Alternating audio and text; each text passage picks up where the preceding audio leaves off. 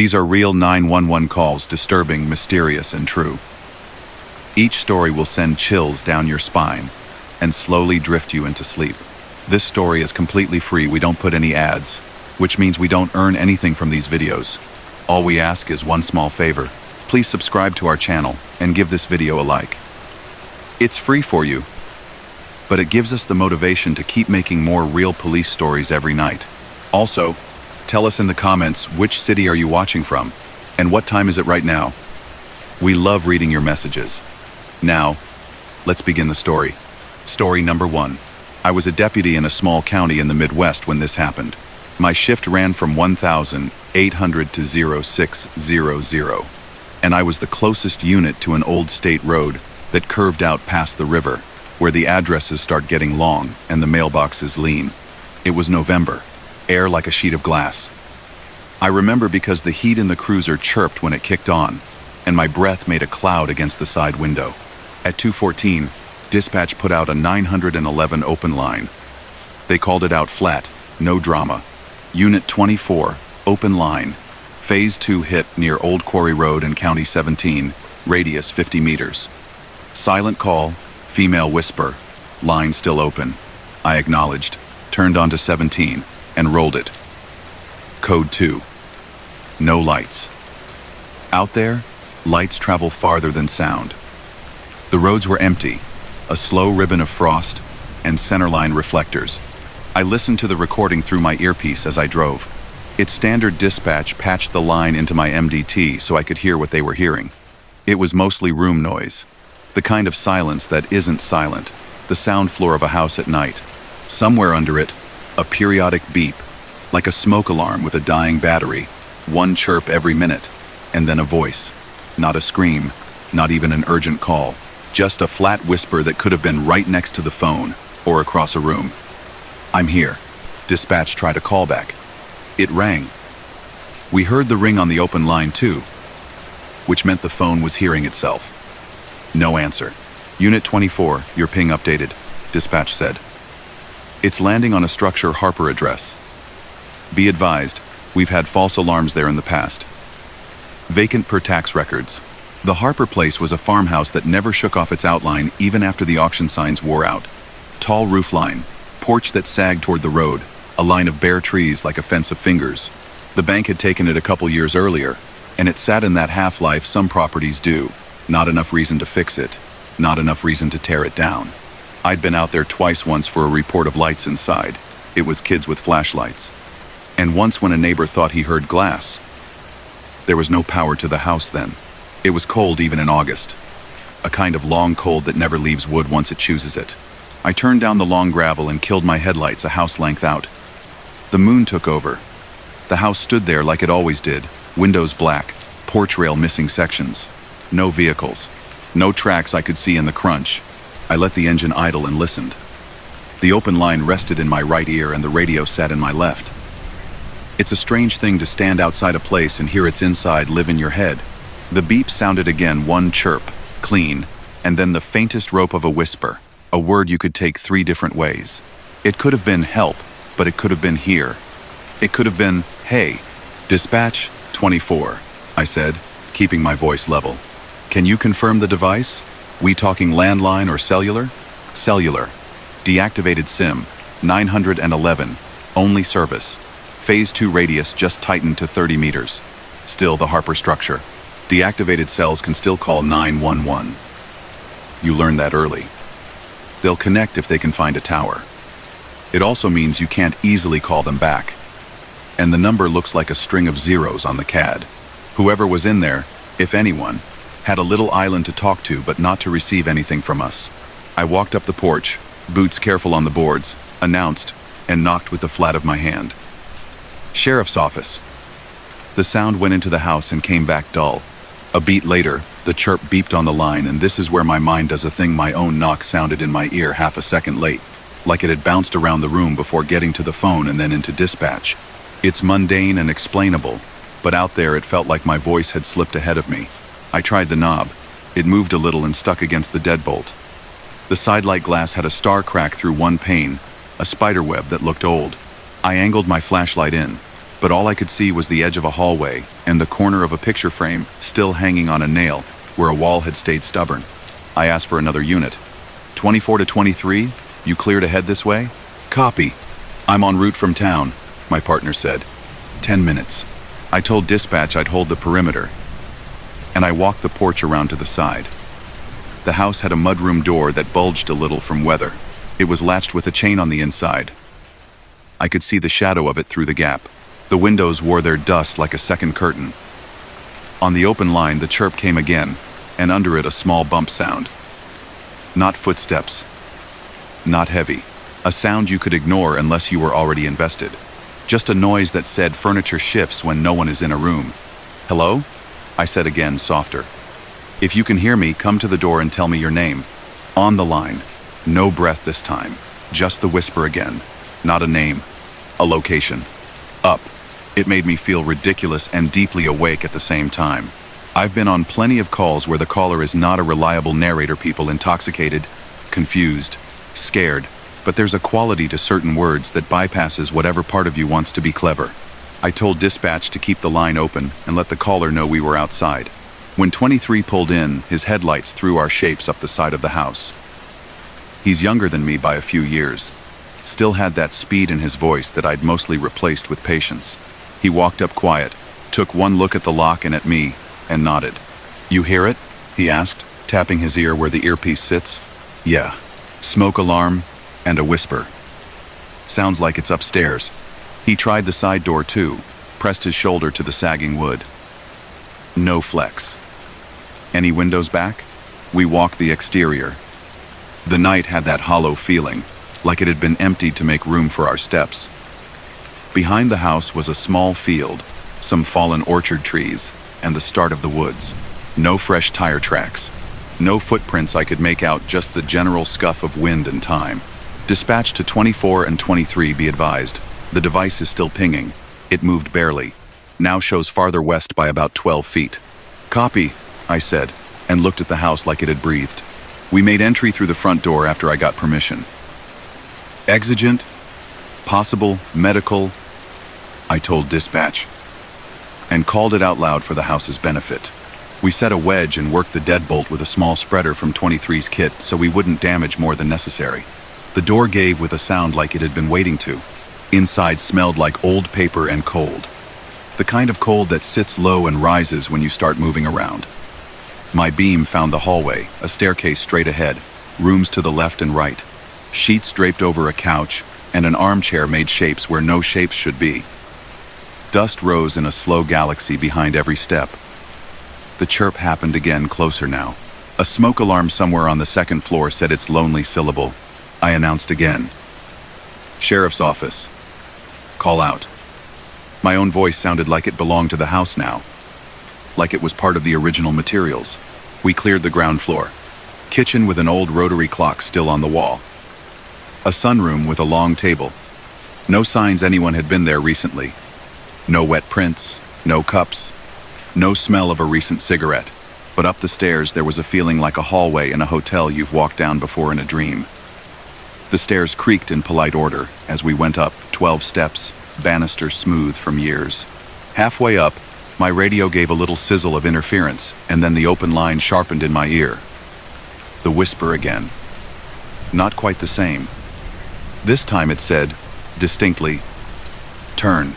I held up a hand and we stopped. 2 doors at the top of the stairs, left and right, both a little ajar. The chirp came from the left.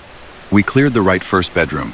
Empty, sheets on floor, a small book still on the nightstand, spine sun-faded. The chirp again left room now, and closer. We stepped in and found nothing more than a box spring and the frame of a bed where no mattress lay. The smoke alarm sat on the floor near the window. When I say smoke alarm, I mean the cheap white kind you stick up with 2 screws. It lay on its back like a turtle. There was no battery in the tray. We both saw that at the same time, and it chirped. You wait a second longer when something ordinary does something it shouldn't. You tell yourself there's a capacitor in, there holding a charge. You tell yourself it can happen for a bit, and then it'll stop. I pointed my light at it. It gave me nothing to be mad at. Dispatch, 24, I said. and my voice was steady like it had a job to do. "We're on the second floor. We have a smoke alarm chirping without a battery. Confirm device location. Still within the structure," dispatch said. "Now showing. Hang on." They didn't like to pause mid-sentence. It meant something wasn't lining up on their end. Now showing on the second floor, north side. North side was the hall we were in. I looked at my partner. He looked at me. Neither of us said anything clever. We opened closets and drawers and checked under the bed frame. The open line stayed open. The quiet in my ear now feeling like a third person in the room. We stepped back into the hall. That's when I heard it my own voice. Not out loud. In my ear. The open line carried a fragment of something I had said downstairs 2 minutes earlier. Just a sliver. Sheriff's office. The same intonation. The exact little catch I have when the word office meets the turn of my mouth. It played back like the house was sending it back to me out of sequence. I don't get rattled easily. But I could feel 23 tense a little, enough that the light from his beam trembled off the picture frames in the hall. He broke the moment for both of us. "Could be crossfeed," he said, like he wanted to explain it for me the way I wanted to explain it for him. "Could be," I said. "Maybe dispatch had patched audio weird. Maybe our radio traffic had bled into the line and then back, but the time didn't feel right." The chirp came again, right at our feet, from the little turtle of plastic. We both stared at the empty battery tray like it could explain itself if we watched long enough. In the last room, the one at the end of the hall, we found the phone. Not a landline. A small flip phone, the kind you can buy at a pharmacy, lay on the floor between the door and the window. It was open, and the screen glowed a dull blue. The call timer read 0 hours, 8 minutes, and 21 seconds. The open line.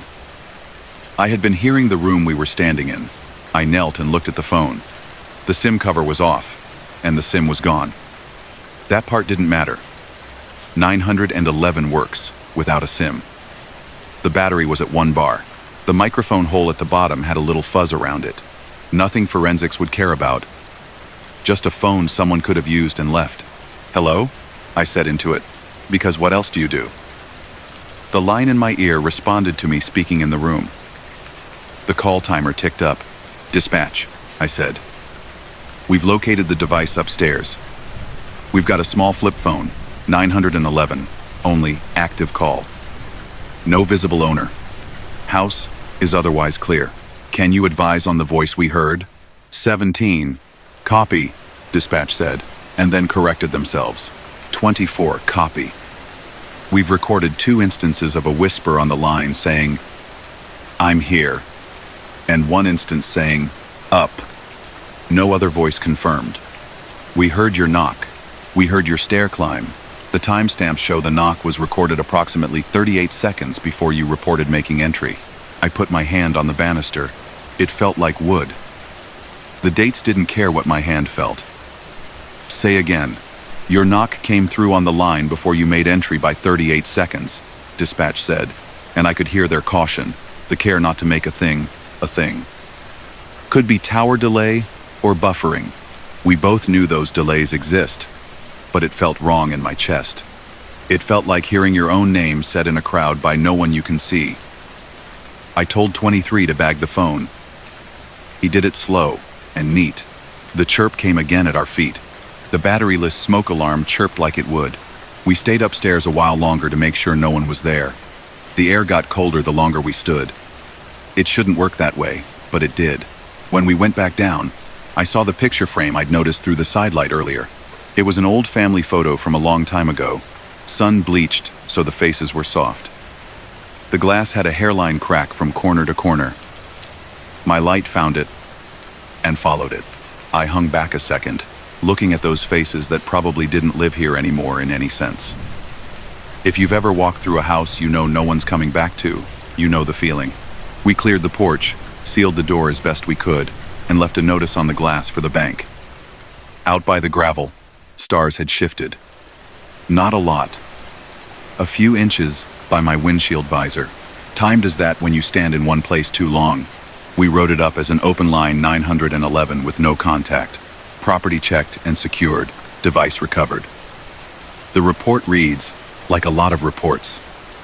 The feeling doesn't read. It sits.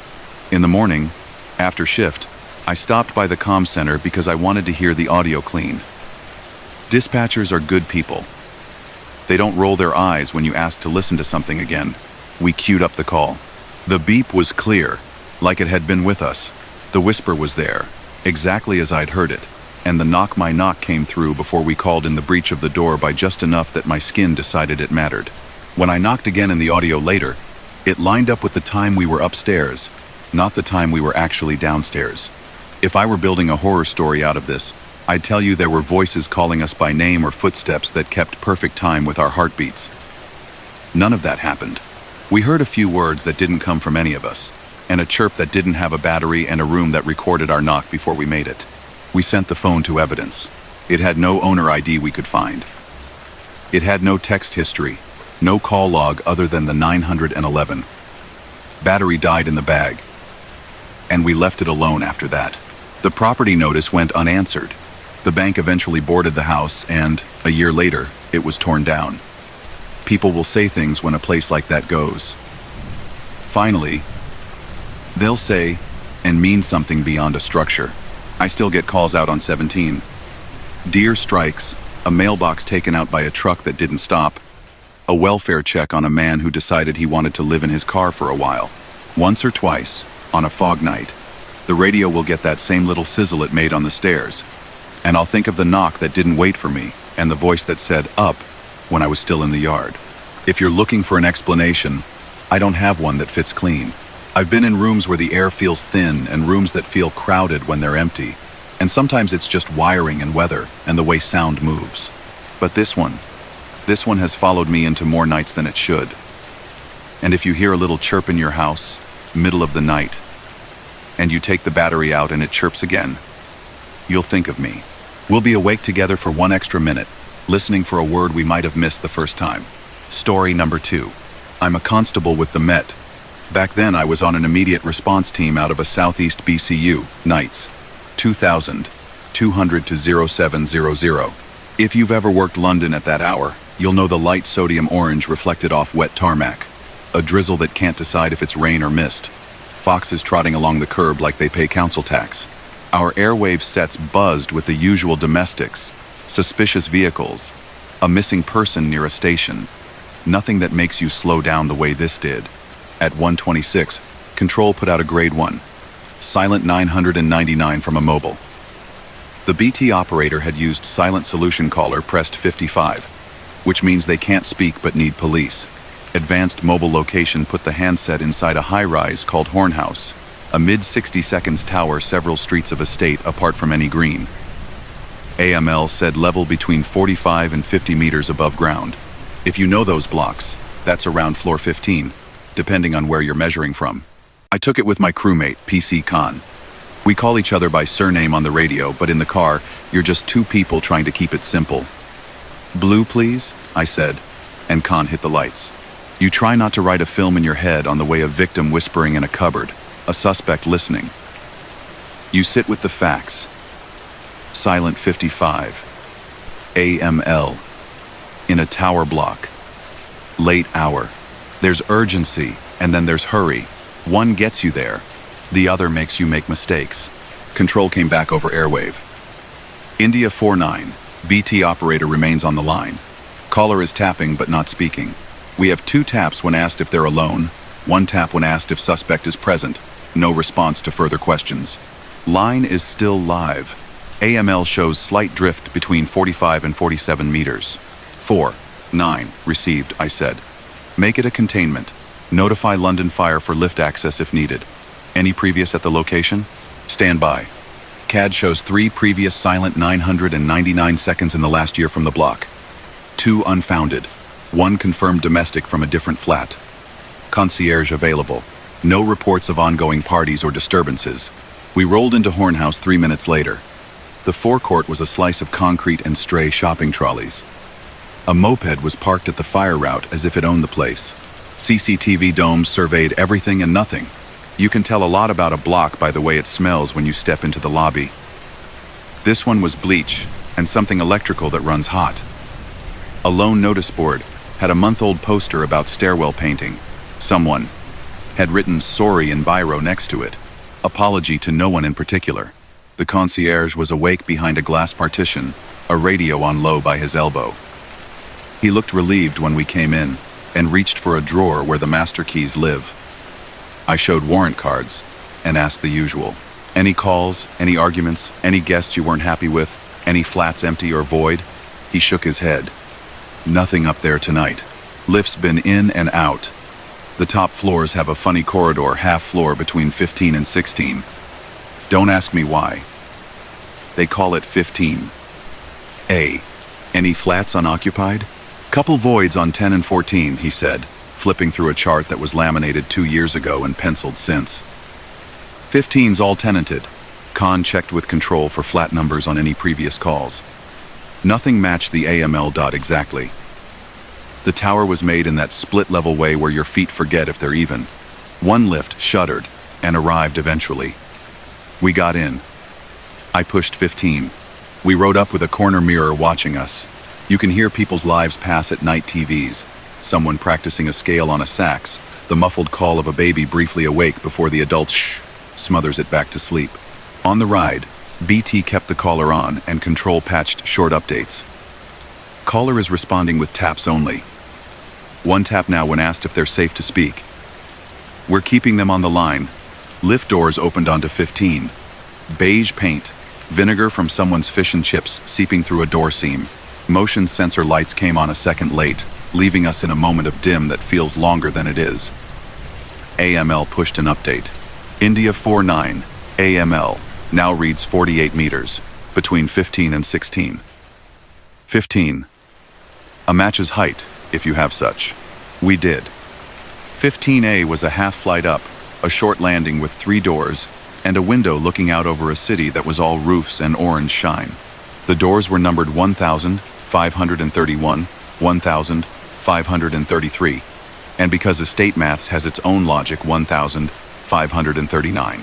Somewhere, a bathroom fan hummed. I could hear, through my radio, the BT operator asking the caller to tap once for yes. There's a way the operator says it kind and firm at once. It's human in a way everything else at that hour can forget to be. Control, I said. Confirm taps. Ask if the door number is 533. We waited. The lift doors on the other end of the corridor closed themselves with a soft thud. Caller taps twice, Control said. That's no. Ask again. Ask if 531, I said. We waited.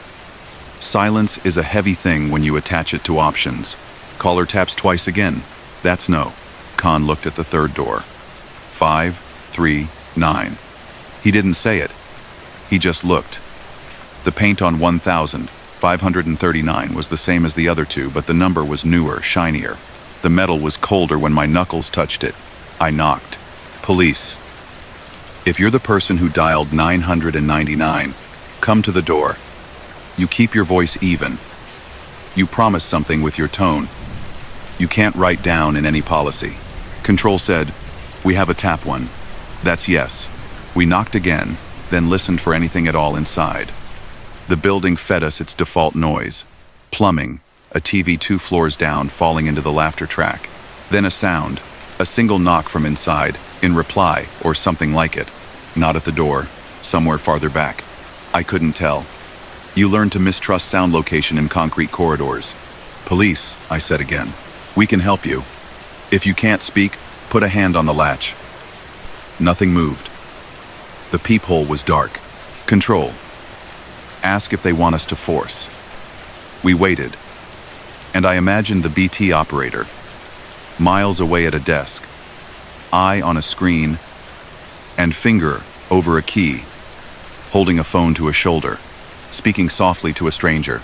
It's a chain of people who won't meet, that keeps a person breathing in this city more times than you'd think. One tap, Control said. Yes, to force. I don't reach for tools lightly. Housing doors can be a nightmare composite, locked twice, sometimes a bar across on the inside. 1,539's latch gave, and then didn't. We called it in. Control. Authorize forced entry at flat 1539. Occupier silent. 55 confirmed. Exact location. Unknown but likely this door. Control authorized. Fire weren't far off if needed. We didn't need them. The first hit with the enforcer shifted the lock a fraction. The second put it past the keep. The third opened the door enough that stale air met us. The smell wasn't anything headline. Closed house air, dust, old cooking, that strange cold warmth of a place that hasn't seen outside air in a while.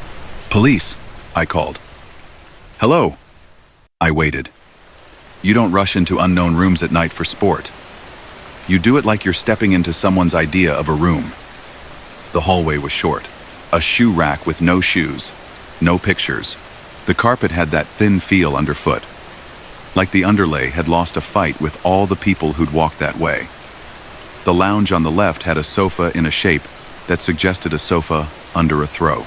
The TV was a dark rectangle. The kitchen was galley style. Tap dripped. The clock on the wall blinked 12. 0 inches, an agnostic way that had nothing to do with the time. Police, call out. I moved through with Khan on my shoulder. We cleared rooms by habit and by muscle memory, and by that quiet decision between us that says how you angle a torch and which of you turns a handle. Bedroom, empty. Duvet made but not well. Wardrobe, empty. Bathroom, clean enough. No steam. No one behind the curtain. No blood.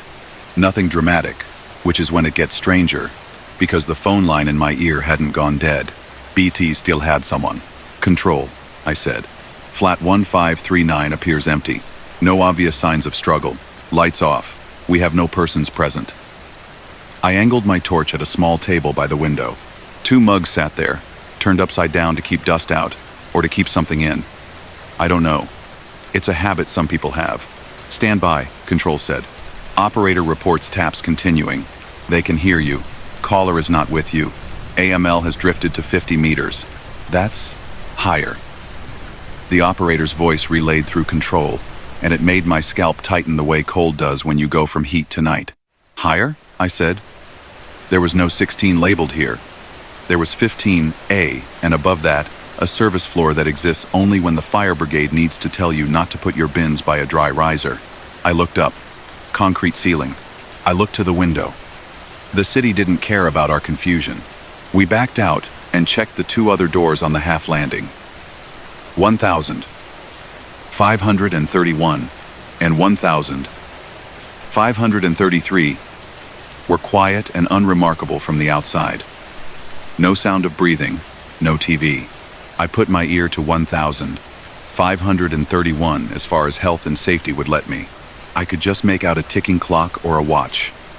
1,533 had a smell like someone had just peeled an orange earlier in the evening. That's as close as I can put it. We went up the half flight to the door with a council plate that read Plant Room, authorized personnel only. Plant rooms on blocks are usually off limits even to us, unless there's a fire, or we've got a good reason. We had a person telling us yes to force and Control telling us their phone's little satellite guesses thought they were above our heads. The concierge had a key. He came up sweating from the climb and passed it through without fuss. Can you lock it again when you're done? He asked, purely on reflex. Inside the plant room, heat waited like it had its own mind. Big pipes, valves, the hum of the building's heart. That smell I'd called electrical ran louder here. You could hear the lift mechanism, the whine and stop of it. There was no way a person would choose to be in here unless they had to. But I found people in worse. We moved slow, torch beams shaky in air that flickered with dust from our own steps. Police, I called. If you can hear me, make a noise. Tap something. Something tapped. Once. Not a pipe's settling clank. Not a coincidence in that neat way coincidences can sometimes oblige. A single tap. Somewhere at the far end by a locked gray door that had no label. I felt Khan's glance meet mine just past the bounce of our beams. Control, I said. We have a single tap in response to verbal instruction. Location, now plant room, unknown small room at the end. Can operator check if caller can indicate we're in the right place? Control took a beat. Operator asks caller to tap once for yes if police are in the right room. Caller taps once. That last sentence is one I can still hear in the control operator's voice. Calm, the way you'd announce a bus stop. We rattled the gray door. It wasn't in love with us. No outer lock we could see. The hinges hid on the other side. There was a little grill low down near the floor, the sort meant for air but that always seems too small to help. I crouched and put my ear near it. The metal was cooler than it had any right to be in that warm room. Behind, a sound like fabric moving lightly. Then the softest exhale. If you've ever had someone lean in to tell you a secret and change their mind, you know that sound. "All right," I said, more to the floor than to the radio. "We're forcing this." "Control." "Received." Came back. "Make entry." It took more work than a door that unlabeled should take. The enforcer liked it. The frame didn't. When it gave, the room beyond wasn't a room so much as a space someone forgot to draw properly. A square and a half of concrete, unpainted, a single security light, running on a delay that clicked to life with cruel timing. Dust. A metal folding chair. A coil of cable. A plastic crate with filters for something else. No window. No person. The temperature dropped enough across the threshold that a breath became visible for a second, and then it wasn't. I stepped in because standing in the doorway felt like trying to read the end of a book from the flap copy. "Police," I said again because repetition is faith. "Make a noise." We waited. Khan's torch made a white bruise on the opposite wall. The light overhead flicked once, not off, just a pulse the way some lights pulse when they're thinking about failing. From the grill into the plant room, on the other side, came a single tap, right where my ear had been. Like we'd traded places with a sound. "Control," I said. "We've cleared the space. No persons inside. Operator to advise caller." The answer came with the movement of two sounds at once. The airwave tone before a transmission, and a tiny voice in my earpiece that wasn't transmitted by anyone in that room. BT had our caller, and the caller whispered, almost more breath than word. It was the only voice they gave us. "Don't let it ring." BT relayed through control immediately because procedure is procedure. Caller says don't let it ring. They're now silent. I didn't need them to tell me. I'd heard enough of it raw through the thin patch of audio the operator can share with police when it gets like that. "Don't let what ring?" Khan asked aloud. It wasn't a question to me, it was to the room. And then the lift bell dinged in the plant room beyond. You know the sound. The polite chime of a lift arriving and saying hello to an empty landing. Except there was no lift entrance where that bell sounded. The machinery whined, the brake took hold, and then the ding again, farther, and then silence. The BT line went very quiet. "Control," I said. "Is the caller still there?" I heard keyboard in their pause. "Operators lost taps," Control said. "Line still open. No breathing audible. AML. Reading now at 40. 1 meters. That's lower." We searched longer than we had to. We checked spaces people aren't meant to be, shaft edges that make your bones cautious, recesses that hold nothing but the idea of things. At some point, you either find a person or you write a reasonable line in your notebook and close a door you don't want to close.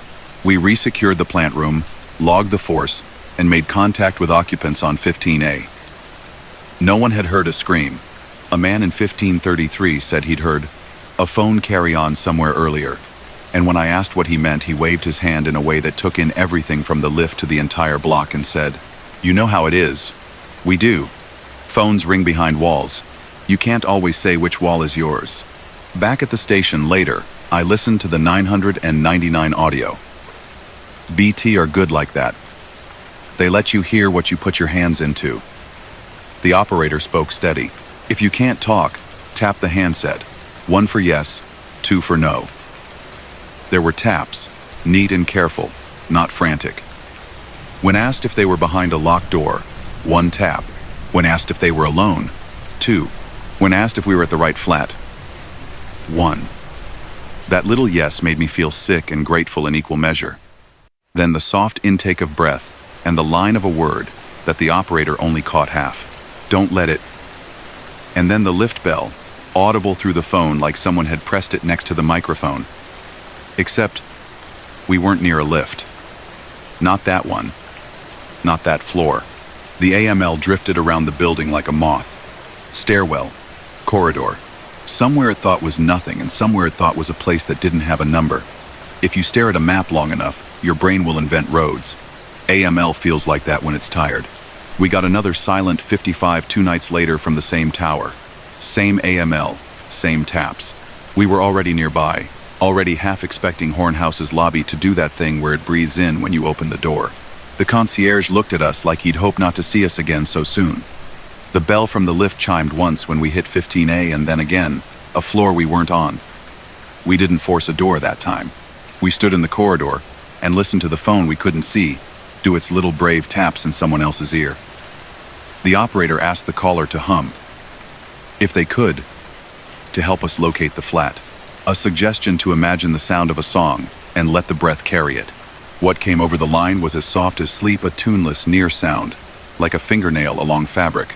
Between those nights and the months that followed, we never found a person at that height in that building connected to that phone. We liaised with the housing officer, checked with the car park attendants who sit in their huts with tea and a portable radiator. We pulled what CCTV would give us: people in lifts, faces in mirrors, us in our hats. Nothing tied to a caller who couldn't give a name. The second silent call ended with a battery tone, not the big warble, just the polite apology of a life running down. "Don't let it ring," had lodged like grit. You begin to hear it in other bells, the one at your own flat when a parcel arrives for the neighbor, the chime our station lift makes when it fails to land right and has to try again. About a year later, the housing officer told me the council had opened the void behind 1,539 for repairs. There shouldn't have been a void. There was, a long time ago, a decision made to shrink one flat to make space for ducting and restructure the service risers. The paperwork never caught up with the physical space. The hole had been there in plan-only pages no one reads unless the year demands it. He said they found an old service cupboard inside, boarded internally at some point. Paint on the boards matching a decade we'd both rather not admit we remember. Nothing else you'd want to hear a story about. No drama, no revelation. Just a room that had been taught not to exist being asked to be real again. The lift bell in that part of the stack was condemned the week after. Phantom calls, the housing officer said. He meant the buttons had been too sensitive and would sometimes chime without a push. That would be the end if all we liked were tidy endings. But I remember the moment in the plant room when the light pulsed and the tap came from where my ear had been. I remember the kindness in the BT operator's voice. I remember the single knock behind 1,539 when no one stood there to give it. You can stack those alongside each other and build an explanation that fits the shape you need. Acoustics and a nervous system primed for pattern. A delayed bell and a lift shaft carrying sound like a flute. AML doing what it does, well and badly at once. Or you can let them sit side by side without making them behave. I still head out past Hornhouse sometimes for other jobs. The concierge has changed. The new one has a Christmas cactus on the desk that never blooms. The laminated chart has different pencil marks. The lifts wear new signs that promise refurbishments that always happen next month. If you ever find yourself in a block at night, listen to the silence between dings. There's a lot of city in those seconds. And if your phone ever makes a call you can't explain, and you find yourself pressing 5 and then 5 because someone told you once that's what you do, I know that on the other end, someone as stubborn as me will take your taps like a thread and follow them into rooms without names. If all they hear is, "Don't let it ring," they'll spend half a career wondering what you meant by it. You'll be a set of coordinates and a chain of times and a note on a CAD. And sometimes, in the worst way that lingers, a space in a building that acts like it doesn't exist until it does. Story number 3. I'm a senior constable with the New South Wales Police Force, general duties, out of the eastern beaches. Nights have their own tide here. You learn the times when the surf feels louder than it ought to, and when the wind off the headlands carries kitchen smells from units a kilometer inland. That night my partner Ro and I were in the wagon, cutting lazy circles through La Perouse and Maîtreville, watching for the usual stolen utes dumped near the golf course, a late-night road rage that cooled down before we found it, a bloke asleep upright at a bus stop with a kebab untouched in his lap. At 1:41, comms came up on the set. VKG to C24, silent open 000. Els places the handset at Bear Island footbridge, accuracy 20 meters. No voice. Wind noise and intermittent metal contact. Audible. I keyed up. C24, received. We're 5 out. ELS is the emergency location service. Your mobile tells us where you are when you can't. Sometimes it nails it. Sometimes it flirts with the postcode and gets bored. Bear Island sits on a little outcrop at La Perouse, joined to the mainland by a timber footbridge. National parks lock it at dusk. School kids go there on excursions to learn about a fort that never had to fend off anything more than salt. Fishers sit on the rock shelves and pretend they're the first ones who thought of the spot. At night it's still, apart from the sound of the sea taking its regular bite. We cut the lights a block out. The car park by the museum was mostly empty, just a white Hilux with a tray full of buckets and a sedan with a parking permit curling on the dashboard. The halogen path lights gave everything a tired yellow. I could smell brine and eucalyptus and something metal, like old coins. The footbridge gate stood closed and chained the way it always is after hours. The chain hung straight, no fresh scrape, padlock sound as it should be when I gave it a rattle. Out past the gate, Bear Island was just a darker shape against dark. VKG, C-24 on scene, I said. No vehicles on the island side. Gate locked. Any update on the audio? Standing by, comms said. A beat later. Operator reports line is still open. Wind noise, occasional. Clang? They think it's metal on metal. No speech. Caller ID withheld. No callback possible. ELS still shows the end of the bridge. Rowe leaned on the timber rail and peered through to the moon-thin water. Could be a fisher fell and pocket-dialed, he said. We both knew they don't fish from the fort at night if the gate's closed. They stay on the rocks. Could be kids. Could be the chain hitting the gate, I said. Except chains don't hit gates without help, and the chain was still, and the wind was a lazy stir. Two men in hoodies stood 20 meters away with rods propped against the fence, watching us in the way people watch police when they'd rather not be the reason we're there. I waved and kept it friendly. You blokes been here long? Couple hours, one said, and shrugged out toward the channel lights. Tide's wrong. You looking for someone? Maybe. I kept it light. You see anyone cross the bridge? He shook his head. It's locked, mate.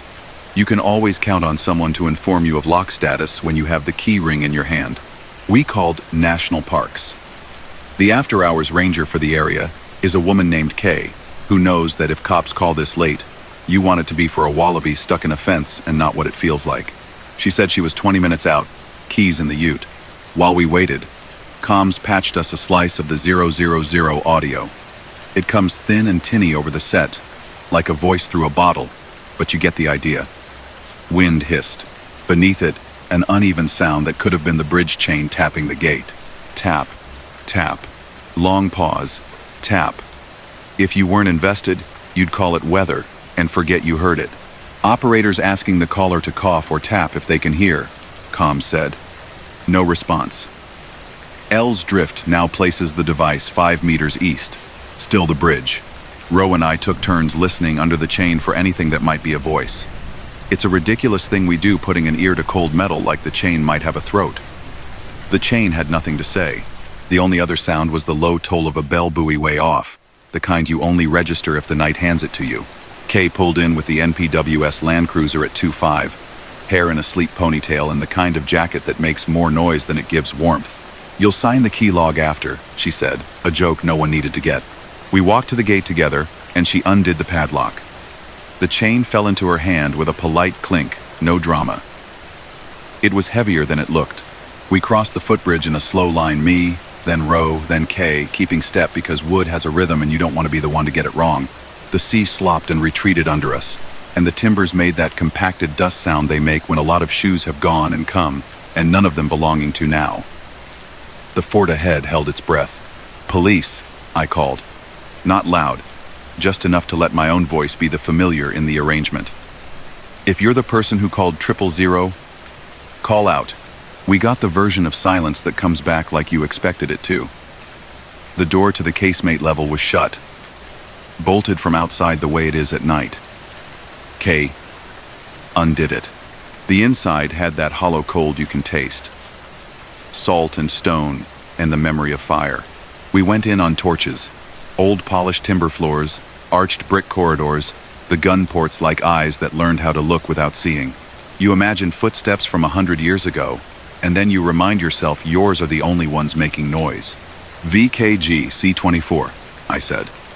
My voice went strange in my throat and bounced out against old walls in a way that felt a bit like being in a church. We're inside the fort with NPWS. Clearing rooms. Keep us updated on ELS. Received, comm said. L still shows on the island. Operator reports a faint tone. Could be DTMF from a keypad. Not sure. Nady, we worked room by room, a neat line of habits. Casemate 1. Empty except for a square of moonlight on the floor. Casemate 2. A temporary display board folded against the wall. Casemate 3. The old powder room cut into the rock. Air tightness you can feel in your ears. The torch beam made the dust go from invisible to billions. We called out again. Police. Hello? On my set, the operator asked the caller to press any key if they could hear the police. We all waited for that cheap little beep phones make. The fort gave us the faintest suggestion of one. So faint I questioned if it had ridden in from my memory. Ro looked at me like he'd heard it too, but didn't want to say it first. C24. We maybe have a tone, I told comms. Hard to place. Request operator to repeat instruction. The operator did. The tone came again. 2 notes this time. Fast and out of time with everything else. C24 hears it, comms said. Bring me a half smile in the dark because it meant we weren't just making it up. Where would you stand if you wanted your voice not to leave a room? Ro asked, to no one in particular. We both shifted our torches toward the powder magazine. You never fully shake the image of a cold room that teaches sound where to sit. We stepped into the magazine. Kay hung back because people who care for places like that do so in a way that respects certain shapes. My torch slid past an iron ring set in the wall, the kind they probably used for something no one writes down now. The room felt 1 degree colder, like it had different rules for heat. I crouched, listening. The 000 open line in my ear had that carrier hiss you get when a phone wants to be listened through. From somewhere, a tiny clack. Not a pebble, not a creature. The sound my own torch button makes when I click it off and on. Except I didn't. C24 to VKG. I said, mouth close to the mic without realizing it. Confirm. The operator hears tapping. Request they instruct the caller to tap 3 times if they're inside stone walls. We waited longer than I'll admit to in writing. Then tap, tap, tap. Light and neat, like someone with the kindness to keep their fear quiet. Kay whispered, Jesus. Out of reflex. In the powder room you whisper, and then feel silly because whispering doesn't change the fact of you. I went to the door we'd come through and looked back down the corridor like fear was a person you could catch sight of if you looked quick. Can you knock again? I asked, letting the room do with my voice what it wanted. There was a pause, then a knock, but not in the room. Back toward the bridge. Not loud. Just there. Kay looked at me like, if she had to do this part of the job often, she might finally start wearing the kind of jacket that does more than make noise.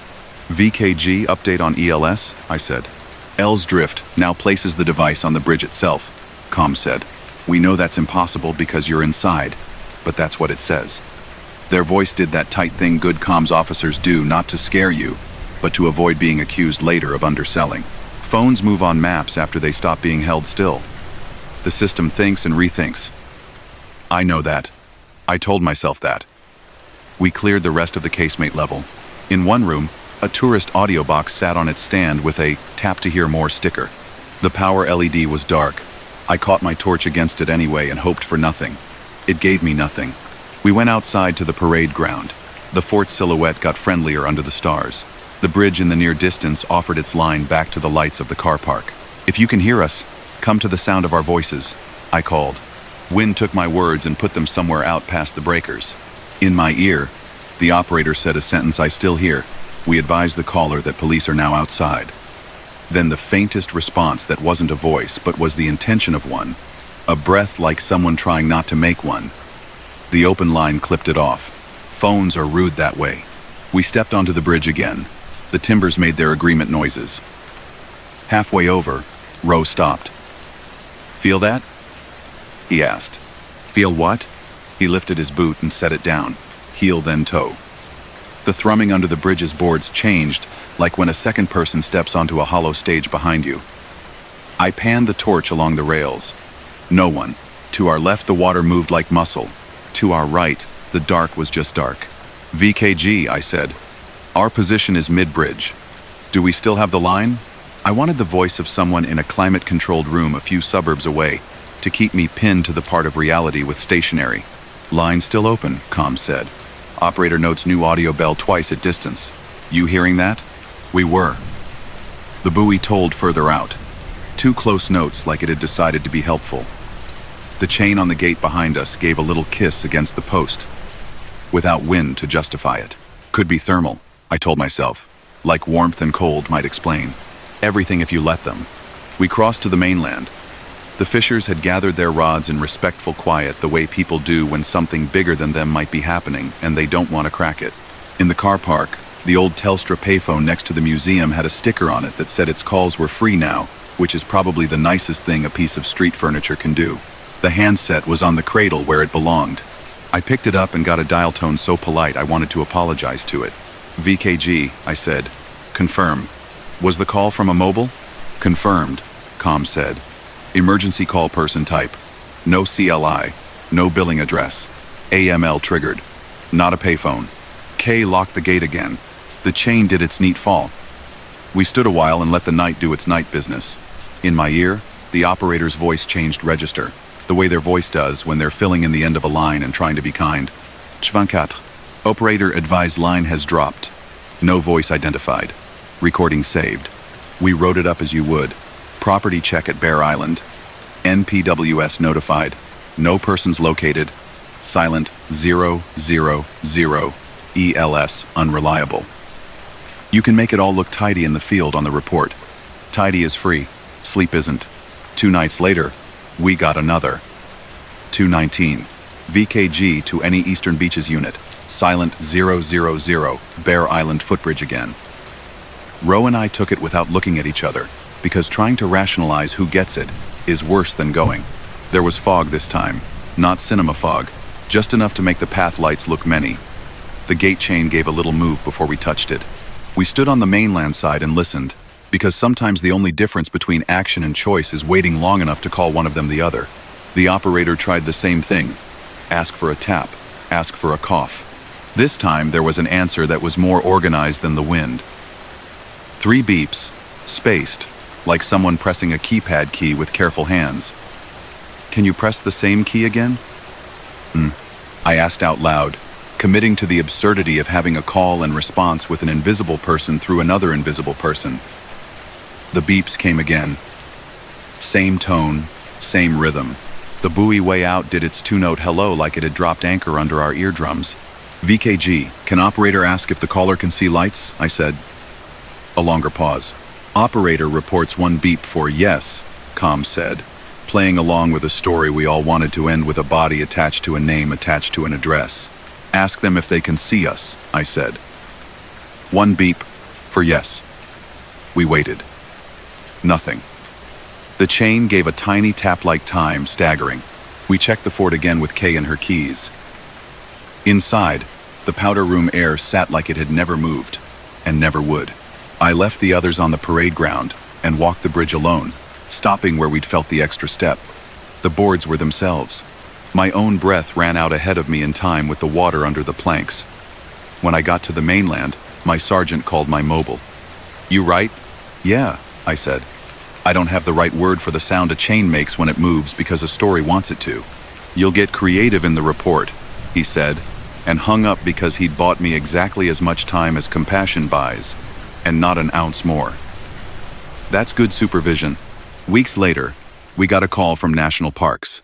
They were doing maintenance on the fort timbers, some masonry work, and when the crew lifted a section of the magazine floor to check for damp, they found a narrow crawl space that didn't appear on any of the plans Kay had on her clipboard. Not a secret tunnel, not a smuggler's route. Just an awkward void between the rock and the floor that had filled with salt, dust, and time. Enough space that someone small could have wriggled in there and changed their mind about doing that ever again. Enough space that a phone drop there might survive, might ring, might press itself against stone in an acoustic kiss that turns taps into everywhere. Parks sealed it after the inspection. No one put out a press release. Why would they? It wasn't news. It was an engineering note. I listened to the recordings a couple of months after, in one of those back offices with a computer that runs an inch behind your mouse in a chair that was tired when it was new. The wind on the recording was exactly our wind. The bell was our bell. The taps were placed on the line with a deliberateness I wish wasn't theirs to make. I watched the ELS dot wander and settle and wander again along the footbridge and around the fort like a moth outside a lamp with its glass shielded. If that's all it was, if this whole thing can be made to lie down under signal reflections and warm timber and a chain with a memory of the last hand that touched it, fine, I can live with that. If it was more, I can live with that too. Now when I pass La Perouse after midnight, I sometimes pull in even if I'm not sent. Kay calls that cops visiting, and she's not wrong. I listen for the buoy and for a chain to announce itself, and for the small, brave sound of someone pressing a button they hope connects them to a life on the other side. If you ever find yourself standing at a gate you can't open, with a phone that insists it's with you and a map that says you're somewhere you can't be, press a key anyway. There's a room somewhere that gets colder when it remembers you, and two people on a bridge trying not to make anything worse. Story number 4. I'm a sergeant with a prefectural police department on the Sea of Japan side. Night work here isn't like the big cities, no neon. It's the kind of dark that comes from old mountains and a coastline that doesn't forgive you if you stop paying attention. We run a lean shift. 2 cars cover a lot of villages and inlets. The Koban on the main street faces the harbor, and from the desk at night you hear halyards knock against masts like someone gently reminding you there's a wind. We'd had a quiet run up to 2 in the morning. My partner Ito and I had done a welfare check on an elderly guy whose sister hadn't been able to reach him. He'd fallen asleep with the TV volume on 0, and a noise complaint at a convenience store, where the complaint wasn't noise at all, just loneliness. Back in the car, heater set to a compromise between feet and hands, we were talking about whether the snow would stick by morning when the 110 center came on the radio. Unit 1, 4. Open 110 from a public phone. Annie shows NTT payphone terminal ID 245 to 8 joules. Location returns as Mizunashi Overlook, Route 178. Open line, no voice, repeating metallic sound. I acknowledged. 1. 4 en route. Ito checked the map even though we both knew where Mizunashi Overlook was. It's a turnout cut into the cliffside, a concrete pad with a railing and a faded sign that used to tell bus tourists the names of the rocks out in the chop. There hadn't been a bus in years. There used to be a green payphone under a small roof there, mostly used by fishers calling home when a catch ran late. It was removed last spring. Budget, usage, the slow retreat of copper. The concrete still wore 4 lighter circles where the phone's feet had Saturday. 110 center, I asked as we crested the hill where the road meets the sea in a long left. What's the audio? Wind noise, they said. And a periodic sound, like a metal flap or a chain. No speech. Operator advising, but no response. Terminal ID matches the old payphone listing for that overlook. I clicked my tongue and didn't say what I was thinking. That the listing shouldn't match anything now. Ito beat me to it, softly. That phone's gone. We killed the siren a kilometer out and kept the blues on low. The pullout appeared ahead, our beams catching the railing and the bobbing reflectors. Someone had dutifully stuck along it for a budget year or 2. The sea was a dark you feel in your teeth. We parked nose out. The only other vehicle was a K-truck, with a tarp tied tight over the bed, empty cab, no one in sight. The wind had that off-the-water weight to it, the kind that finds any gap in your jacket and tells you about it. We walked to the place where the phone had Saturday. The concrete bore the marks like a sketch of the missing booth. The rust stains where the bolts had been cut had spread into thin stars. A few cigarette filters had gotten themselves stuck in a crack and tried to be fossilized. No phone, no kiosk. Just the pad and the sign on a post that still had the sticker with a little cartoon swollen from rain. 百十九. Wa telehon kado nashi demo kakeraremas. You can call Backshire or Backshire without a card. It had outlived its own instruction. 110 center, I said. We have eyes on the former payphone site. No phone present, no persons. What's the line doing? Still open, they said. Operator reports the metallic sound at 10-second intervals. Can patch audio. I let the patch play low on our portable. The wind hiss was ours. The metallic sound was that thin, specific slap of a coin return flap. Every payphone that ever served me did that same forgiving little clack at my fingers at some point. The fact of it in my ear made my back teeth itch. It came again 10 seconds later. Clack. I watched the empty air where a phone wasn't. Could be the operators running a training file, Ito said, hopeful. That's a thing that happens recordings used to keep operators sharp. But they never patch that to cars in the field, and the 110 center doesn't mix exercise traffic in overnight. The wind picked up and put salt on my tongue. I walked the edge of the pad and ran my light along the back of the railing where someone had carved a name and a date with a key 5 winters ago. The concrete lip had a service hatch set into it, one of those squat iron doors with a hex bolt. I'd never opened it. We knew they ran cables under there for the streetlights, and used to for the phone. I crouched and put my ear near the crack of it. It felt ridiculous, like listening to the sea through a letter slot. The sound that came up was wind, and the hollow thrum of water hitting rocks. And because my brain wanted to hear it, the tiniest bounce of a metal sound, delayed and distant, in rhythm with the clack in my radio, I told myself about sympathetic vibrations, about how sound can be a map if you let it. Center, can you contact NTT and confirm status of the line formerly assigned to terminal 245 to 8 joules? I asked. I tried to keep any edge out of my voice. Dispatchers don't deserve officer superstition dumped on them. Standing by, they said. A minute later, NTT reports that number decommissioned April last year. Line physically removed to the pedestal. No active service. They request further details in the morning. We widened our circle. Ito checked the K-truck. It was locked. Thin layer of salt on its windshield. A parking permit from a town 2 over tucked into the dash. No footprints in the gravely dust that were newer than the last rain. Down at the rail, the sea made the same old argument it had made before any of us. The wind found the strap on my torch and made it thrum against my coat. I stepped back to the exact square the phone had stood. The clack came in my ear again. I realized I was holding my breath between them, like the sound was supposed to be a heartbeat, and I'd be the one to explain it if it stopped. Unit 1-4, Center said. We have an update on the audio. Operator reports a second tone, very brief. Like a keypad press. They asked the caller to press any key. The sound repeated twice. We do not believe this is a recorded file. Copy, I said. I didn't say anything else immediately because my mouth wanted to say something annoying like, you can't press a key on a phone that doesn't stand there. Ito didn't say a joke, which is how I knew he was right with me in that feeling. We checked the approach to the overlook on foot. Torches slung low so the beam wouldn't throw salt spray back at our eyes. 5 minutes. 10. Nothing. I had Center call the car's number in case someone at the overlook was insisting on a 110 and wasn't answering the station callback. My phone vibrated in my chest pocket. Its screen lit my jacket, tiny galaxy of scratches coming alive. No other phone sang back from the dark. We called the roads office on the after-hours number and woke a man whose voice had startled itself into politeness. The hatch? He said when I described it. It's for the light mostly. There was a call box in the 90s. We capped that line years ago. Why something loose? Maybe, I said. Because you learn to give people the minimal amount of wrongness their night can carry. We were about to clear when Center said, hold. Operator reports a voice. Whisper. Male. Single word. Hard to parse. Could be Coco here. Could be Motto more. Very faint. That settled both of our feet in place. Can operator ask them to cough or knock? I said. Tell them we are at the overlook.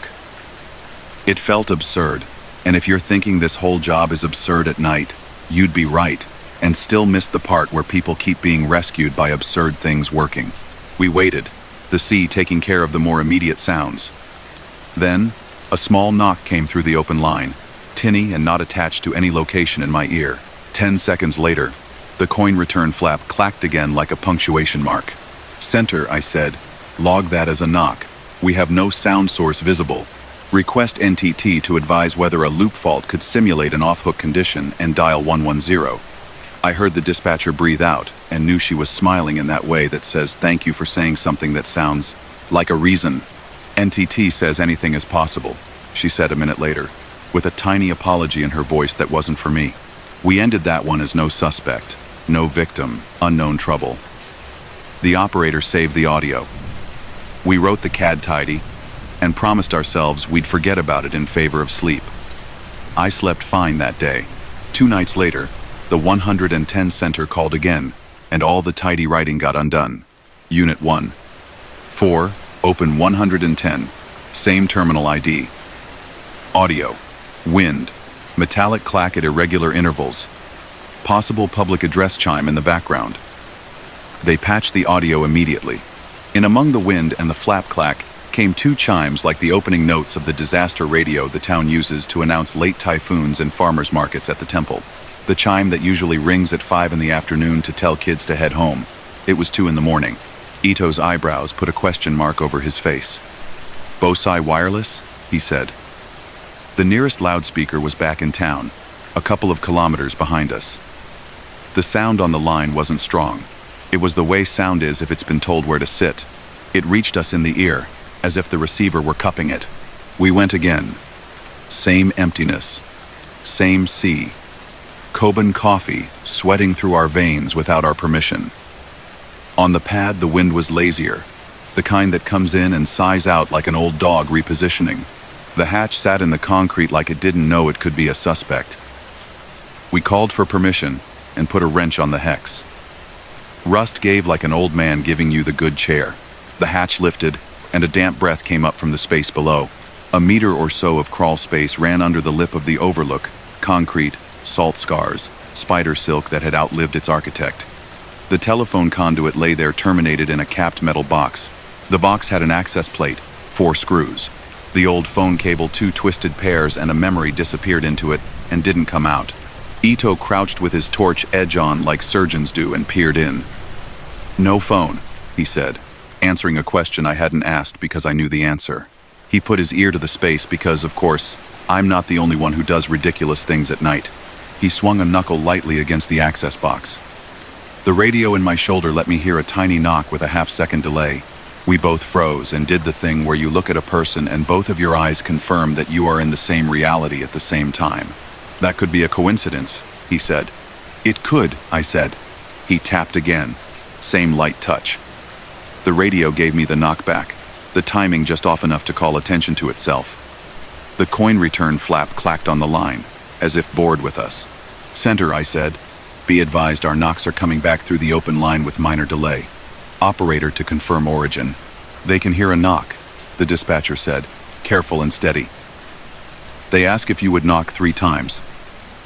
They will count. Ito did, polite, 3 soft touches to the access box, like asking a favor from a place. 1, 2, 3. The radio delivered them back. 1, 2, 3. I watched the slot of dark under the concrete like it would write a 4th.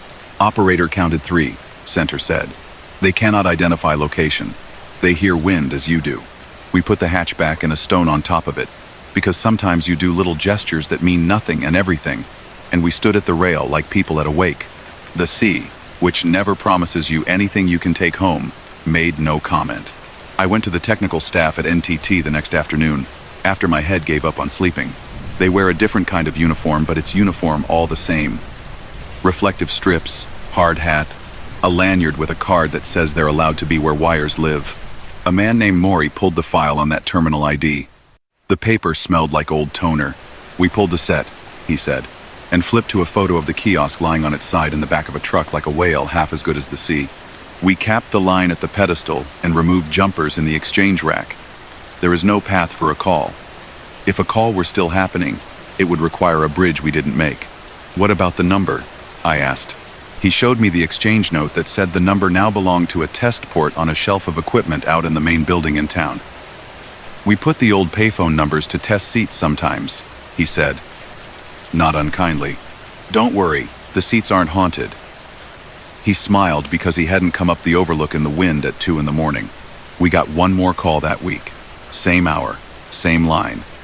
The operator tried something I hadn't thought to suggest, because operators live inside creative kindness when you do this job long enough. They asked the caller to tap the handset once for yes if they could see the sea. 1 tap. They asked them to tap twice if they were under something. 2 taps. They asked them to hold the phone close to anything metal and tap it. The sound that came back was not the coin flap. It was a soft nudge of something against metal, no hammer, no tool. Something like the cuff button of a coat sleeve brushing concrete. I looked at the hatch a meter from my boot. "Can you knock for us?"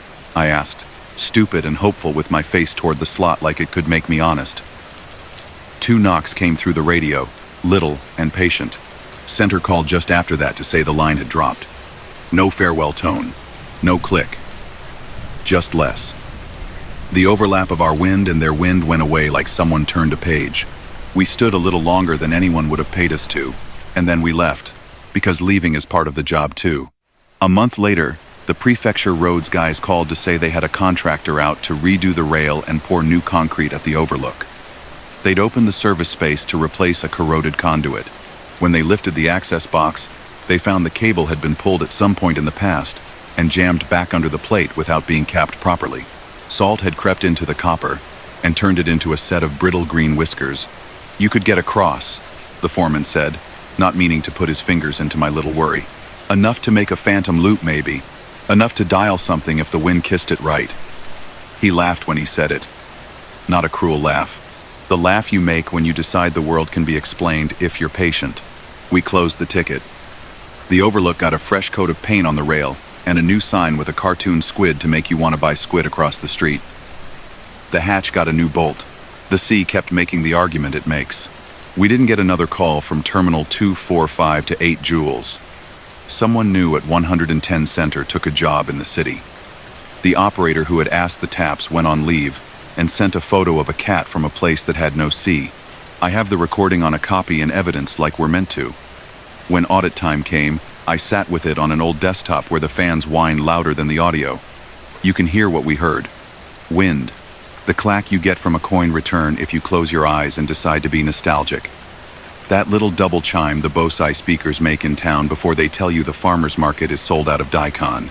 Our own knocks coming back with that heartbeat missing half-second in them. No voice I can prove. Just a feeling that someone was inside the word here long enough to say it. If you pressed me into an explanation, I could give you 10. Lines lie when they're tired. Copper remembers what it used to do. Wind is spookier than any story. If you pushed me the other way, I could tell you 10 the other way too. Some places are good at sending and bad at receiving. Some requests for help take the route available, not the route correct. Someone in the past could have put a hand on the flap and made a sound they hoped the right ear would hear. On clear nights, when the stars get greedy and take the whole sky, we still pass Mizunashi Overlook on our patrol. Sometimes Ito puts his hand on the rail like he's greeting a person. Sometimes, if the wind is honest, you can hear a little clack from nothing in particular. It could be something expanding. It could be a gull being contemptuous. It could be memory wearing shoes. If you ever find yourself at an old pad where a payphone once stood, hand in your coat for warmth, and you hear that tiny sound of a coin flap forgiving someone for not having the right change, call out anyway. We're listening, and the sea is too. And if the wind answers you with a tap, don't worry about which box it sits in on a diagram in town. We'll put the hatch back and set a stone on it and go home a little later than we meant to. Story number 5. I'm a patrol officer in Western Norway. Mountains here don't sit behind you, they lean over you. Nights are long in winter, and when the fjord wind runs, it runs straight through wool. Our district is small in people and big in rock. We share the road with tunnels and ferries and sheep that have no respect for lanes. If you've worked nights here, you know the sounds. Chains on tires, the thud of snow from a branch onto a bonnet, the way a tunnel fan hum finds your chest and lives there. It was late January, clear and dry, -8. The kind of cold that makes your radio mic angry at your glove. My partner Larson and I were running a routine patrol on the county road that snakes along the fjord and then dives in and out of the mountain like it can't make up its mind. We'd done a drink driver breath test in the last village and a check at a holiday cabin where the alarm company had a bad battery. Just before 1 in the morning, Operación Central in our operations center came over the air. Patrol 2 to 1. Open 112 from Nødstelefon inside Skartel Tunnel. Static, ventilation noise, no voice. Vegtrafik Central in reports call is from emergency phone cabinet S17, approximately 1,100 meters from South Portal. Tunnel still open. Proceed. 2, 1 Matat, I said. Received. I felt my shoulders drop into that place they go when a call has the potential to be simple and the potential to be not. Emergency phones in tunnels here are straightforward. Lift the handset, push the red button, and you're in a conference with road traffic control. And 112. They're designed for the worst minutes of someone's night. They don't call us for fun. We told Ops we were 5 minutes out and asked VTS, the road traffic center, to set the lights to slow traffic. You can close a tunnel in 30 seconds from a screen in a room 2 hours away. It's a modern miracle that never stops feeling like a magic trick in a place this old. VTS West here. A calm voice came on a shared talk group. Reducing speed to 50. Variable sign set to accident. We are looking at cam S17 now. Picture is degraded. Some interference on that feed. Scartle Tunnel is 3.5 kilometers of concrete ring through mountain. 2 portals, each with a boom gate if VTS wants to get serious. Phones every few hundred meters behind red cabinets, marked nude. Each one has a little LED that blinks to let you know it's alive. We pulled up at the south portal. The night swallowed the beam from our light bar and gave us back our own blue flashes on the bare rock. You learn to read a tunnel from outside the same way you read a person by the way they've buttoned their coat. This one sat neutral. Fans in the ceiling, a low, steady signage clean. We're here, I told Ops. Entering on foot. Please hold traffic. Boom gate closing, VTS said. The portal went red and a striped arm swung down. In the quiet that came after, the tunnel hummed like a refrigerator that had decided to be the soundtrack. We took helmets and reflective vests from the boot, because anything that helps someone find you in there is worth the trouble. The air inside was a few degrees warmer than outside, dry as chalk, and you taste concrete after a minute. Our footsteps made that hollow slap tunnels give you. 1,100 meters is a distance you feel twice the first time when you walk it, and the second when you tell your legs you have to walk it back. Ops patched the 112 line into my earpiece. That's standard if you're the first unit, you get the earful. The audio was as advertised. A constant ribbon of air from the fans overhead, and the tiny periodic beep-beep that the emergency cabinet makes when its phone is off the hook. Under that, something like water dripping far away. Not dramatic, just the sound of a place keeping itself. Opera's Jean Centralin to patrol 2 to 1, the dispatcher said, voice soft like they always keep it when you're half underground. We've asked the caller to speak or tap the handset. No response. We can hear your footsteps faintly on the line now. That always feels strange being inside a place and also inside its version of you. We're at S11, I said, reading the painted numbers as we passed cabinets and alcoves. The tunnel had flow arrows on the wall. The signs ahead, pushed by VTS from their control room, flashed a warning triangle. The fans changed pitch a ramp up.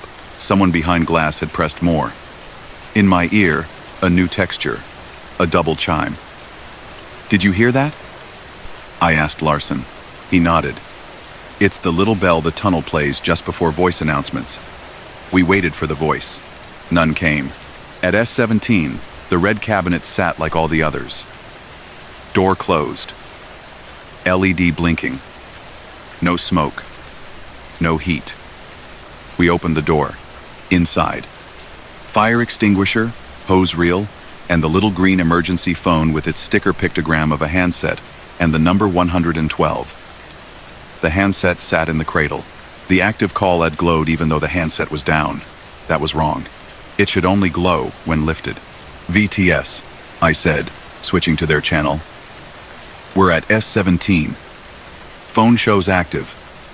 Handset is down. Please confirm your system status. Copy, VTS answered. We show call active from that unit. We are not receiving a camera image at S17. We have snow on the lens at S19. Probably salt. Other cameras clean. We can reboot the phone module remotely. Do you want us to? Negative for now, I said, and lifted the handset. It was warmer than I expected plastic that had been inside a box that was inside a mountain. I put it to my ear, the same fan wash. Then, like a person on the other end had moved closer to the microphone, a breath, not a gasp, not distressed. The sound you make between sentences. This is the police, I said slow. If you can hear me, tap the handset twice. I put it on speaker so we both could hear. We waited. The phone gave us fan noise and a little beep beep every 10 seconds. Patiently counting. Itself. Operajon Centralin, the dispatcher said. Try asking them to cough. They were listening on their console and talking in my ear. I repeated it into the handset. We waited. What came over the line wasn't a cough, but a faint two-tone like a keypad beep, except these phones don't have keypads. It was half a second long, and if you weren't hungry to hear it, you'd call it nothing. Larson frowned. Did you press anything? He asked. No, I said. I didn't touch a thing. He took the handset from me. His glove made a small noise against the plastic. We both stood with our heads bent to the little green shape like it was a baby bird deciding whether to sing. VTS to 2-1, the road center said. Voice pitched different. Interest notched up 1. We've got a traffic count anomaly. Loop counters register 1 vehicle entered from South Portal immediately prior to your arrival. No exit at either end. We show no vehicle on cameras between 900 and 1300 meters. That could be nothing, it's done it before. It could be a missed trigger. Just advising. You get used to systems lying just enough to make you feel impolite for believing them too much. Loops miss sometimes. Cameras blink. Maps tell fairy stories for fun. Still, we took it as it came. Any visible smoke? VTS asked, their script lining up with ours. Negative, I said. We worked outward from S-17. There's a lay-by bay near there big enough for a bus. It was empty. We checked the drains. They held a trickle of meltwater from somewhere in the rock. The sound of that trickle matched the little drip in my ear too neatly for me to enjoy the coincidence. There's a side passage for maintenance at that section, a door marked with a little white symbol of a running person. It was closed, intact, the fire seal strip a neat squiggle. We used the key in our tunnel set to crack it, announced out of habit, and moved in a meter or two. A utility corridor ran parallel to the tunnel, low and bright, full of cables and valves and a smell like warm dust. No footprints. Just the print of whoever does checks on a Wednesday in a different part of the day than ours. The emergency phone in the cabinet behind us made a small click. The fan pitch shifted, then settled. Ops, I said. Can you have the caller press the red call button if they can hear me? We waited. Then the red button inside the cabinet, the one we could see, depressed itself. Not with drama. Just a neat little in-out, like it had decided to be helpful. It could have been the spring unloading. It could have been an electrical hiccup. It could have been all the boring explanations stacked on top of each other doing what they do. But I stood closer than comfort to that little button and watched it go in and out without my finger attached to it.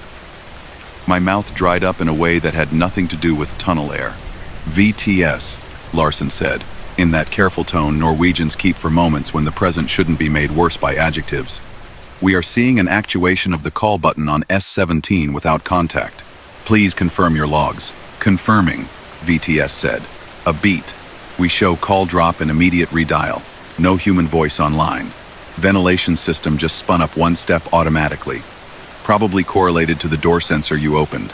We can push a test tone on our side. Do you want us to? I agreed. They have a way to send a tone down the line to check gain. It came through like a clean whistle, then died.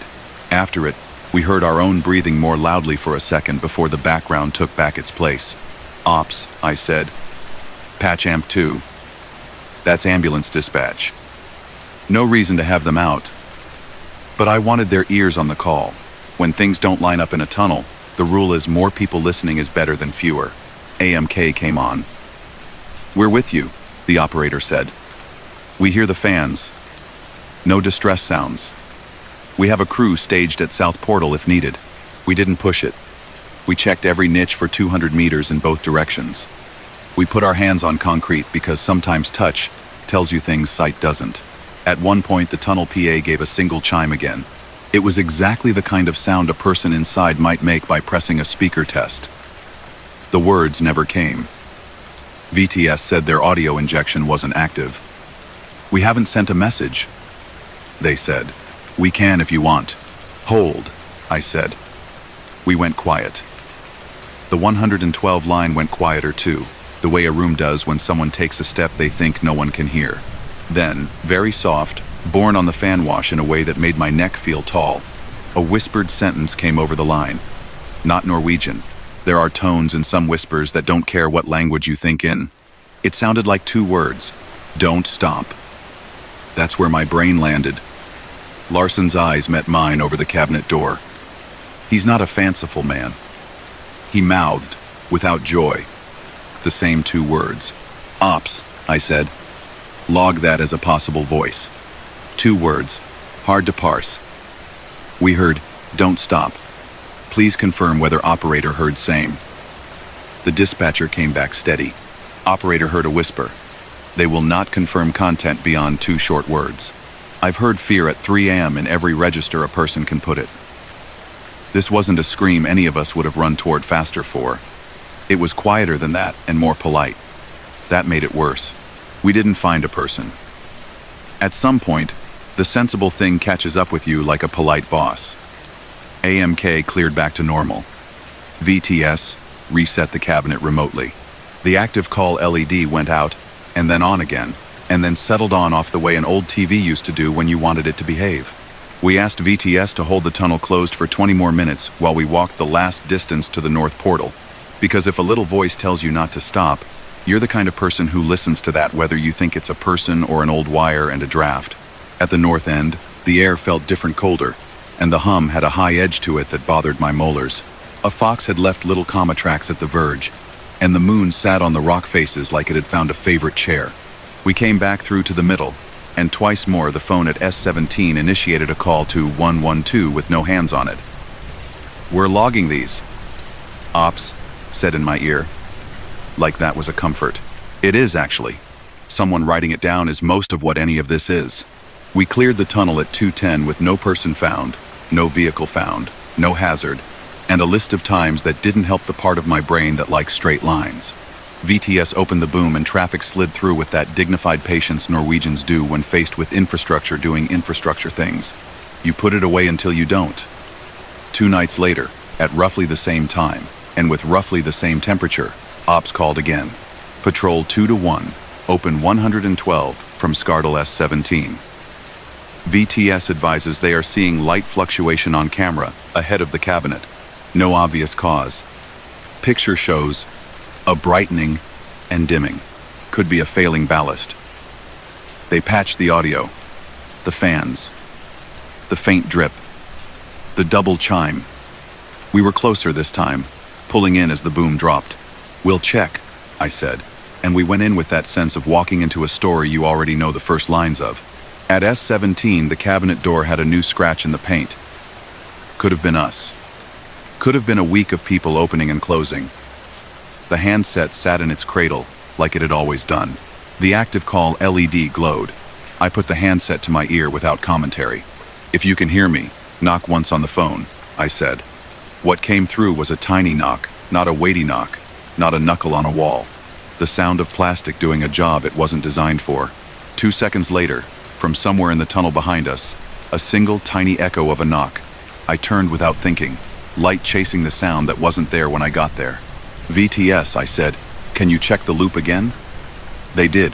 We show 1 count in, no count out. Camera at S15 shows a flicker at the edge, then returns. Could be a moth, if it were summer, the operator said, and then added, without intending to, and if moths flew at -8. We kept at it longer than was reasonable, and shorter than would have made us foolish.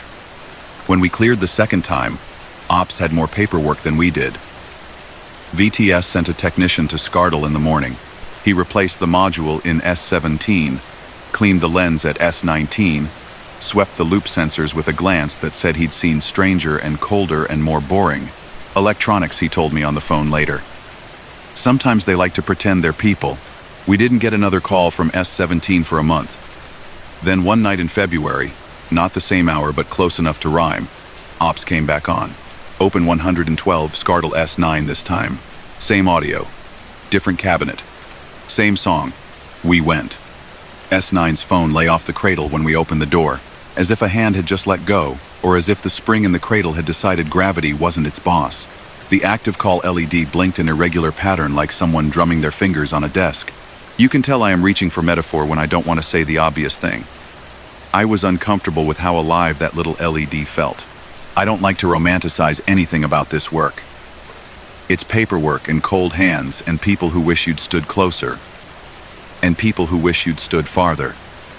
But there was a run of nights after that where the phones in Skardal made open line calls to 112.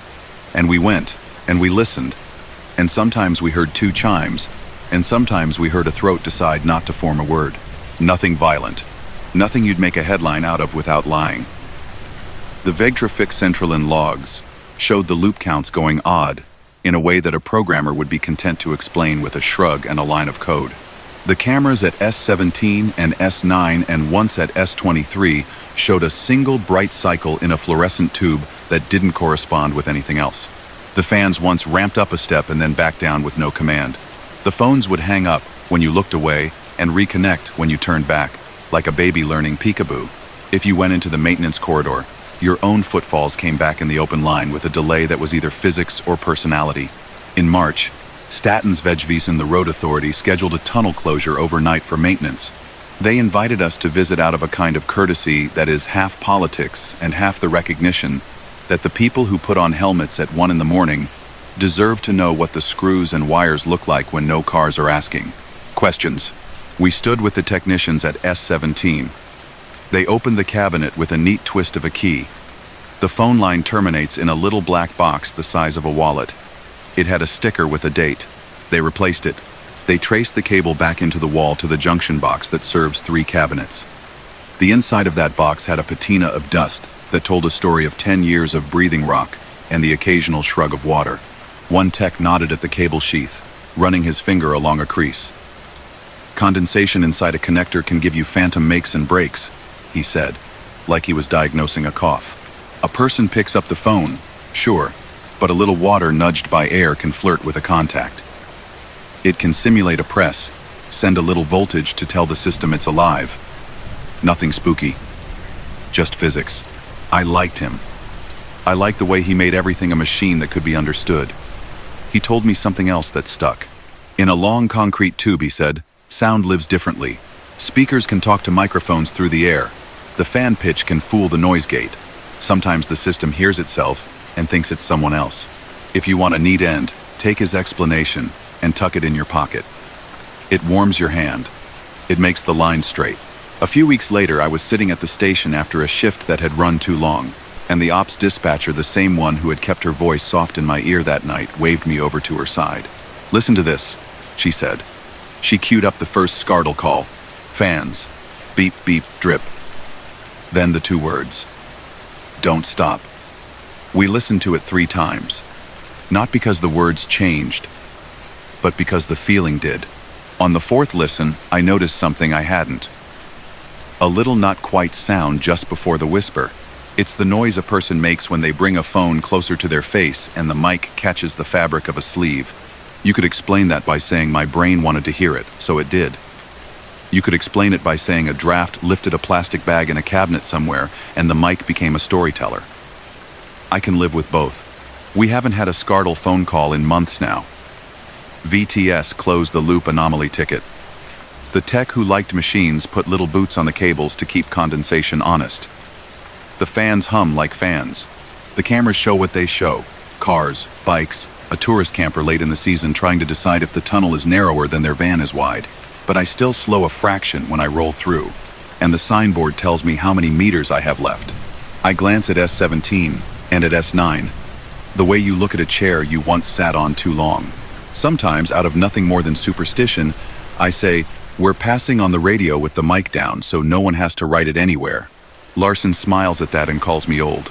If you ever find yourself broken down in a tunnel at night, if your engine gives up or your tire decides it wanted to be air and not rubber, go to the red cabinet, lift the handset, and push the red button. A room you can't see will answer. Sometimes it's the Vegtrafik Centralen, and sometimes it's our 112 operator, and sometimes it's both at once.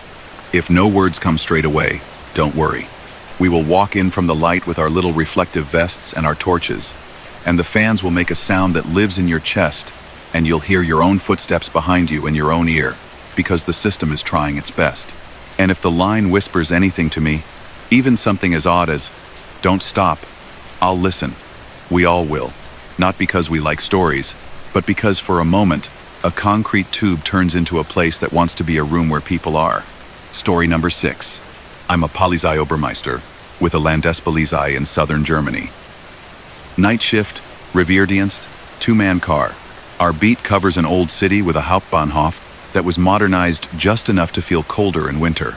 S-Bahn hum under street level, announcements that hit the same 2 notes before telling you a train is 5 minutes late, and pigeons that have learned the timetable better than we have.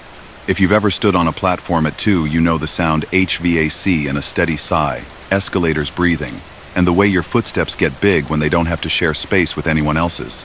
At 2:13 the Leitstelle came up on Funk.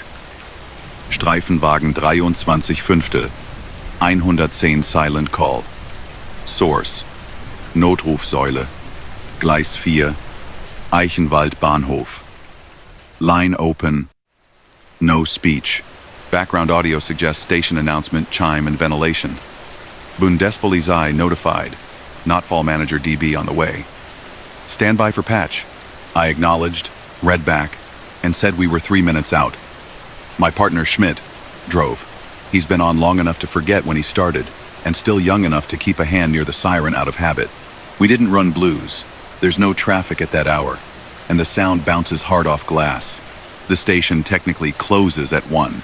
The concourse shutters are down, entrance doors on chain, but the platforms are accessible from the street-side stairs because you can't shut a transit artery completely.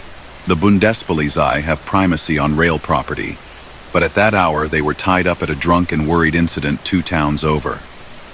We were nearer. The Leitstelle patched the open line into my earpiece. It came thin and honest. The low-pressure whisper of the HVAC on the platform, the 2-note ding-dong the DB system plays before speaking, and then nothing spoken. Just the room.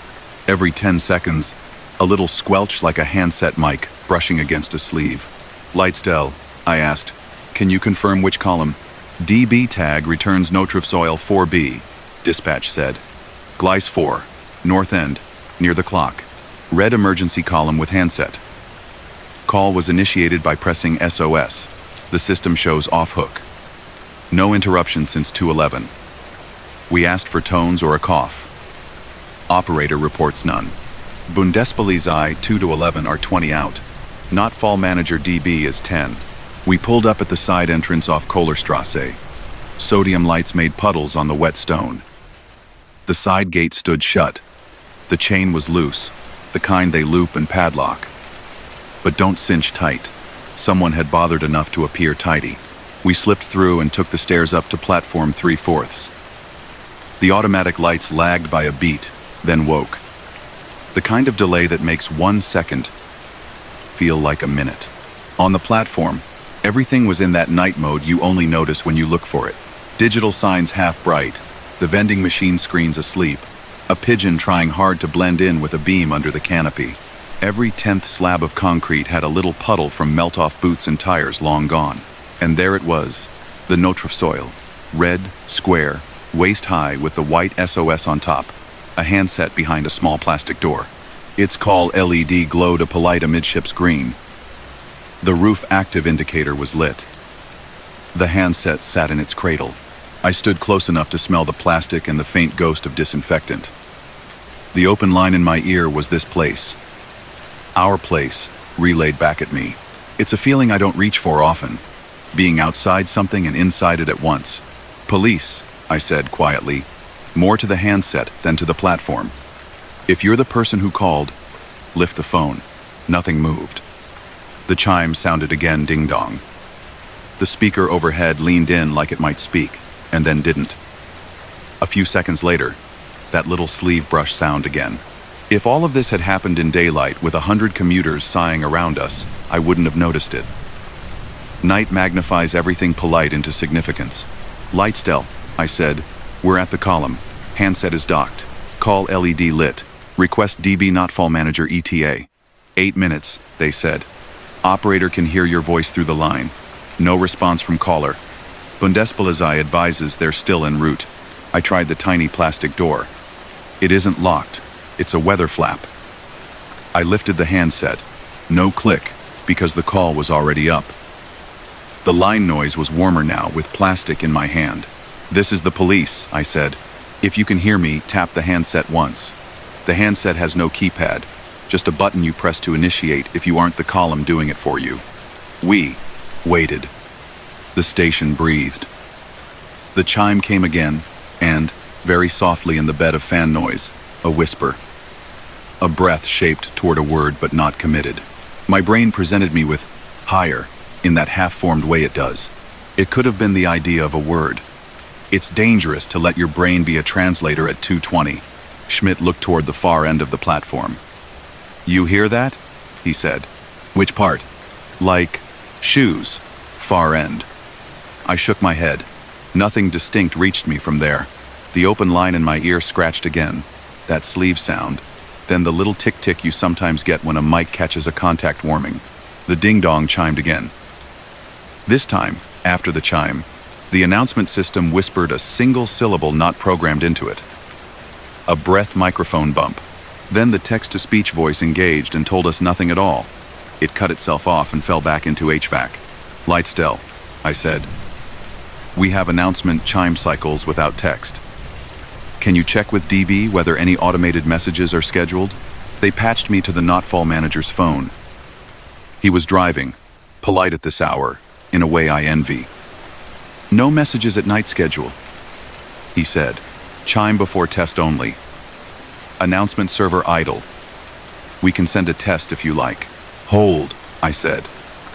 We listened. The ding-dong played again. But this time, it was slightly out of time with the platform's real speaker. It took me a second to realize why. I was hearing it twice, once from the air and once delayed through the open line in my ear. The line was giving my ear a copy after the fact.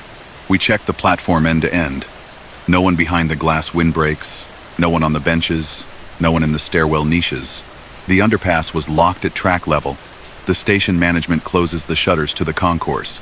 Foot scuffs on the concrete were older than the last train. Cameras high up on the canopy stanchions blinked their little red. "Schmidt," I said, "check the emergency track walkway." He nodded, went to the end. Ladder. Shone his torch. Came back with his face neutral. Nothing. The Notfall manager arrived with keys and a rucksack full of things that look like spare parts, and sometimes are. He's the sort of man who stands squarely in front of a problem. Calm makes him easy to like. "We've had ghost calls before," he said softly, fitting a service key. "Usually water in a connector.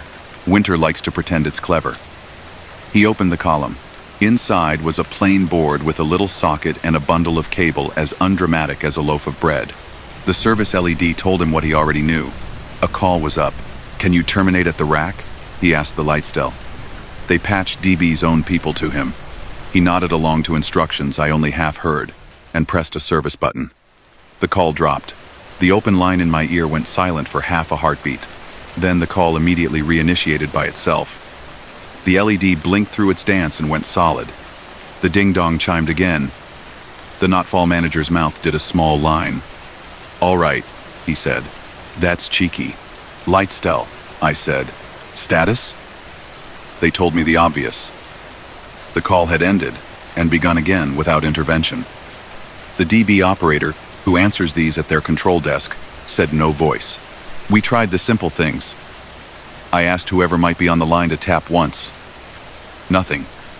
2 taps? Nothing. The ding-dong again. The open line gave me back the chime half a second late, like a friend repeating your joke after it's landed. Bundespolizei rolled in at 2:31, 2 colleagues we know by face and coffee but not name after midnight. It's their patch in a way it will never be mine, and there's comfort in handing them responsibility. They pulled the CCTV feed on the monitor in their car. The picture was mostly good. The camera over Gliese 4 saw us, the red column, the far clock at the north end that sometimes gets stuck at 23:59 if it's not in the mood. There was a wobble at 2:16 on the recording, 3 quick flares of brightness at frame edges. "That could be nothing," Vipal said. "It could be the IR kicking around. It's cold." The Not-Fall manager opened the small service cupboard under the platform trunking, runs along and then down to a rack with amplifiers for the speakers and the emergency call system. He put a hand on a cable and got a tiny static kiss for his trouble. "Dry," he said. "You'd smell the damp if it wasn't." We stood there with the platform doing its night business and the line doing its impolite imitation of a person. Then we heard it, all of us. Not an announcement, not anyone's voice. Footsteps, clearly, coming along the platform from the far north end. Not running, not hurrying. The weight of them wrong for the space, like someone walking on another surface than concrete that our minds still translated as steps. We turned. Torches found benches and glass in the milk blue platform light. No person. The open line in my ear delivered our own turning and echoed fabric sound. And then the ding-dong again, late, as if the line was watching us and commenting after. "B-pole," I said quietly, so I didn't make our own thrumming worse. "Do you want to close the platform?" They did. They taped the escalator entrance and locked the street side gate properly, not with a generous loop. The Not-Fall manager killed power to the annoncement amplifier for Glace 4. The ding-dong stopped. The line went on, fan wash undisturbed. From the speaker above the red column, whose amplifier was now off, we heard a very faint little creak, as if an old wire had moved. That's all. We didn't find anyone that night. We wrote what we could honestly write. Open 110 from station emergency column, no caller found, column verified functioning by DB post, reset, CCTV reviewed with no person. The Bundespolizei took the lead on the rail side. The Not-Fall manager replaced the module in the red column and made an entry in whatever system DB uses for notes that fans of railways never get to read. We went back to the car and cued the audio. The recording is ordinary if you let it be. The chime, polite and exact, then the long nothing. At one point, at 2 hours 18 minutes and 7 seconds on the time code, you can hear the beginning of the announcement voice engage, and then back away like someone changed their mind. At 2 hours 20 minutes and 13 seconds there is the closest thing to a word, a faint exhale that carries the shape of higher in it if you want it to. If you don't, it's the sound of a cable jacket unsticking itself from another cable in a cabinet. At 2:24 exactly, you hear something that made my scalp feel too tight, and it will be unimpressive when I say it.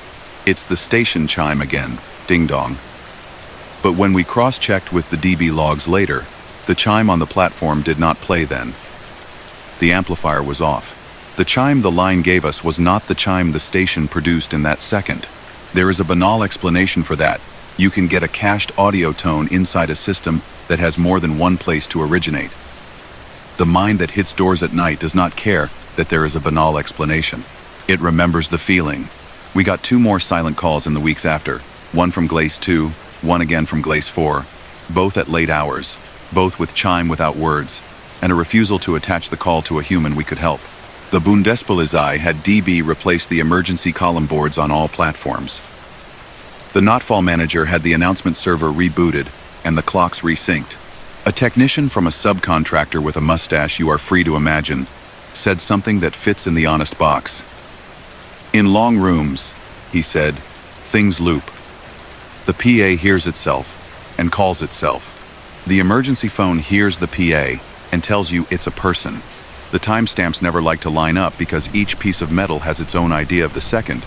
I'll give you the mundane facts that sit next to the feeling. The track circuit on Glace 4 showed occupied twice that night with no vehicle.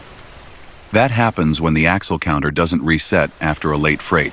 The chime can only be generated by the announcement server or by a test tone from the Not-Fall rack.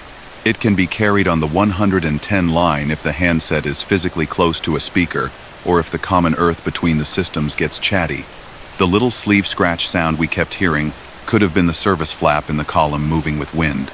The steps we heard could have been our own footsteps from the underpass arriving late up the stairwell and our minds filing them in the wrong drawer. If you lay these things out, nothing needs help to be believable. On the other side of those facts sits a thing I have not decoded into a bullet point. It's the way the chime made me feel like someone was trying to speak and kept losing the word before it arrived. It's the silly personal fact that I now sometimes hear a ding-dong on my way into the station off duty and think about a column with its light on and a line open and no one there to tell me their name. We closed our internal case. The Bundespolizei logged theirs. DB wrote, fail function behoben, and moved on to the next thing with a cable in it. Weeks go by where it doesn't cross my mind. Then I'll be out past Eichenwald on a night where the snow can't quite decide to fall or not, and the Lightstell will come up with something else domestic, noise complaint, a fox trapped in someone's bin, and the platform will be empty and fine, and nothing will ring where it shouldn't. That's most of life in this uniform. A lot of empty platforms being fine. If you ever find yourself after midnight on a station with your phone down to its last sliver and a problem big enough that it takes your voice away, use the red column. Press the SOS button. If it breathes at you and doesn't answer straight away, stay. We will come up the stairs with our gloves too thick for the buttons and our radios that make everything sound like it's underwater. And I will say your word for you into the handset if you can't. If all the system gives back is a chime without a sentence, we'll listen to that too and treat it like it matters, because sometimes it does. And if you hear my steps in your ear before you hear them on the platform, don't let that part worry you. Time inside large rooms has a mind of its own. We take turns with it, like with everything else. Story number 7. I'm a sergeant with the South African Police Service, rural station in the Northern Cape. Our sector is bigger than some countries think possible. Farms stretched out between koppies, gravel roads that look straight until you drive them and realize they bend so slowly you can't see it. Nights here carry sound a long way. A wind pump squeak can travel a kilometer on the right air, and the jackals make a noise that sounds like laughter until you know better. On a clear night, you can see your own headlights come back off a silo. It was midwinter. Load shedding had the district in the dark on a schedule that meant the last lights went at 1 and would stumble back on near dawn. My partner that month was Constable Maseko, good eyes, quiet mouth, hands that make radios behave. We'd just cleared a stock theft complaint that turned out to be sheep who'd pushed a fence down to eat greener grass, like they've read cartoons, and we were sitting in the sector van outside the co-op, drinking bad flask coffee, when 10111 came over the air. Unit Alpha, 110111 silent open line. Source shows Telcom fixed number 054871 ending 12. Address on file, Rietfontein Farmstead, out on the R350. 7 gravel spur. Operator reports wind noise and intermittent metallic clack. No voice. Caller ID returns as decommissioned. I can still hear the way the dispatcher said that last bit, with the careful nothing of someone reading a thing that shouldn't read at all. I keyed up. Alpha 1 received. We are 25 out. Patch the line to my cell, please. Our rural 10111 will feed you the audio if you're the closest. It saves you a layer of radio in the wind. We pulled onto the road, and the backy found its hum. The sky was a perfect black dome, cold as honesty. On the patch, the open line gave us a long, steady wind, and, under it, the soft swing squeak that you hear from an old gate chain when something is moving just enough to notice. Every 10 or 12 seconds, a small clack like a flap on metal. If you've ever dropped a coin into an old tin and heard the lid kiss shut on its return, it was that shape of sound. No voice, no breathing you could call a person's. We asked the operator to prompt the caller to tap if they could hear. There was nothing obvious. Control, I asked our station dispatcher on our VHF. Confirm with Telcom on that number. When decommissioned? She made the call. Sarge, Telcom says that line was canceled 6 years ago after copper theft on that stretch. Pedestal cut. No service, she said when she came back. She didn't sound excited. You learn not to when you're the one feeding information to tired people with car keys. Rietfontein wasn't unknown to us. The old owner died a few years back. A nephew in Bloemfontein tried to let it for grazing, then gave up and locked the doors. The house had a wide stoop that complained when you stepped on it, and a wind pump that had fed a cement trough even when it shouldn't. We'd been out 2 summers ago when kids from the nearest dorp decided the dam was a good place to swim and got chased by an ostrich that had escaped from somewhere. That's the scale of most of this work out here. As we came off the tar onto gravel, the backy rattled in that familiar way that moves into your teeth. The farm gate stood across the track like gates do, a battle-scarred pipe with a chain and the sort of padlock they sell in a display box next to the register. The chain knocked very lightly as the wind moved it. Knock. Silence. Knock. I heard the same knock on the open line a fraction late. If there were a person standing here with a cell phone, they could have been our echo. But the 10111 system was telling us it wasn't a cell. It was telling us it was a landline no one had been paying for since Jacob Zuma still had a different job title. CPF Channel 1? I asked Maseko, and he went to the little aux set on the dash where the farmers keep their community channel. CPF? Any Rietfontein neighbor awake? He called. We got Kobus from Kliplagte, voice like gravel on gravel. Ya, Sarge. I see your lights from my stoop. Want me to come? Rather hold at your gate, I said. If we need hands, we'll shout. He made an agreeable noise and clicked off. The CPF is good people, but you don't bring anyone into maybe without telling them you mean it. We went through the gate, closed it behind us, because the person who taught both of us how to do this job would appear in our dreams if we didn't, and took the long drive at a crawl.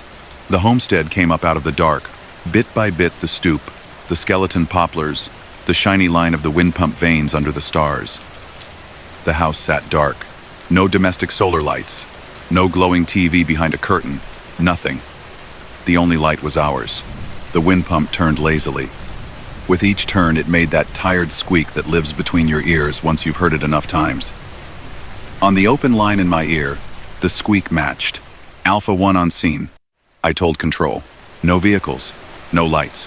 We are going to check the dwelling. We parked short, lights pointing at the yard, but not at the front door, because light can complicate more than it solves at night. I asked for the operator to prompt the caller again. 10111 operator to caller. If you can hear police, please tap twice or cough. The open line kept on with its wind and squeak. Then, very softly, a small bell. Not a chime like we heard at stations with speakers. A domestic bell. The kind an old phone with a real ringer makes. One ring. Not even a full cadence, just enough for my mind to conjure up a wall phone with a curly cord and a little plastic shelf with a ballpoint and a pad of paper with all the cousins' numbers. A bell? Maseko said, eyes on me, and I nodded, because he'd heard it too. Control, I said. Log one ring on the open line. We did what you do when you aren't sure if the place you're about to enter is empty. Announce. Listen. Move in a way that offers both of you the least amount of surprise. The front door was locked, but the back kitchen door has always been petty. It gave when I asked it with a shoulder. Inside, the cold was a different cold than outside. It had walls to hold it. The kitchen smelled like dust and the ghost of cooking oil. My torch liked the enamel of an old fridge that had been switched off and left to remember what cold is. The counter had a mug with a thin film in it from 3 winters ago, and a newspaper folded to sports with a date that felt disrespectful to say out loud. The wall phone had been taken off at some point, just a plastic plate over a hole where the box used to be, 2 twisted wires like veins that had been cauterized by someone in a hurry. The open line in my ear offered us the wind pump and, again, that single ring, slightly clipped, the way a bell in another room sounds through walls. We cleared the house bedrooms with beds made for the benefit of future estate agents. A sitting room with a 3-piece lounge suite wrapped in dust. On a small table near the window, under a white cloth, an old telecom phone book sat swollen with damp from some winter that had tried to get in. Maseko lifted the cloth with 2 fingers like it might bite. You think the house remembered a phone? He said softly. It was a joke, and it wasn't, and I let it stand. We checked the outside buildings. The old office had a steel desk and a calendar from the year the Springboks beat someone that mattered, and a radio charger base with no radio. Just the memory of one in dust. The crawl was empty. The trough had a slick of ice where the wind had convinced the water to believe it was movement. The small flat behind the stables had a door that had wanted to be stuck in summer. Winter, let it go. Every few minutes the open line reminded us of itself. Wind, squeak, clack. That single telephone ring like the idea of a call trying to be real. Control asked the operator to prompt again. The operator did. Please tap once for yes. In the wash of wind came a sound that could have been a tap, and could have been the wind pump deciding one of its bolts had a different idea for a second. We asked for it again. Nothing you could convict. Control, I said. See if Telcom can give us anything more specific. Last time that number could have generated any kind of dial. She came back 3 minutes later. They say the pair's cut at the road pedestal. They stayed it off. Any induced voltage would be noise. They say a line can't dial itself without power. They say it's not possible. Dispatchers develop a way of reading you the impossible with a straight, face. It keeps the world from wobbling more than it has to.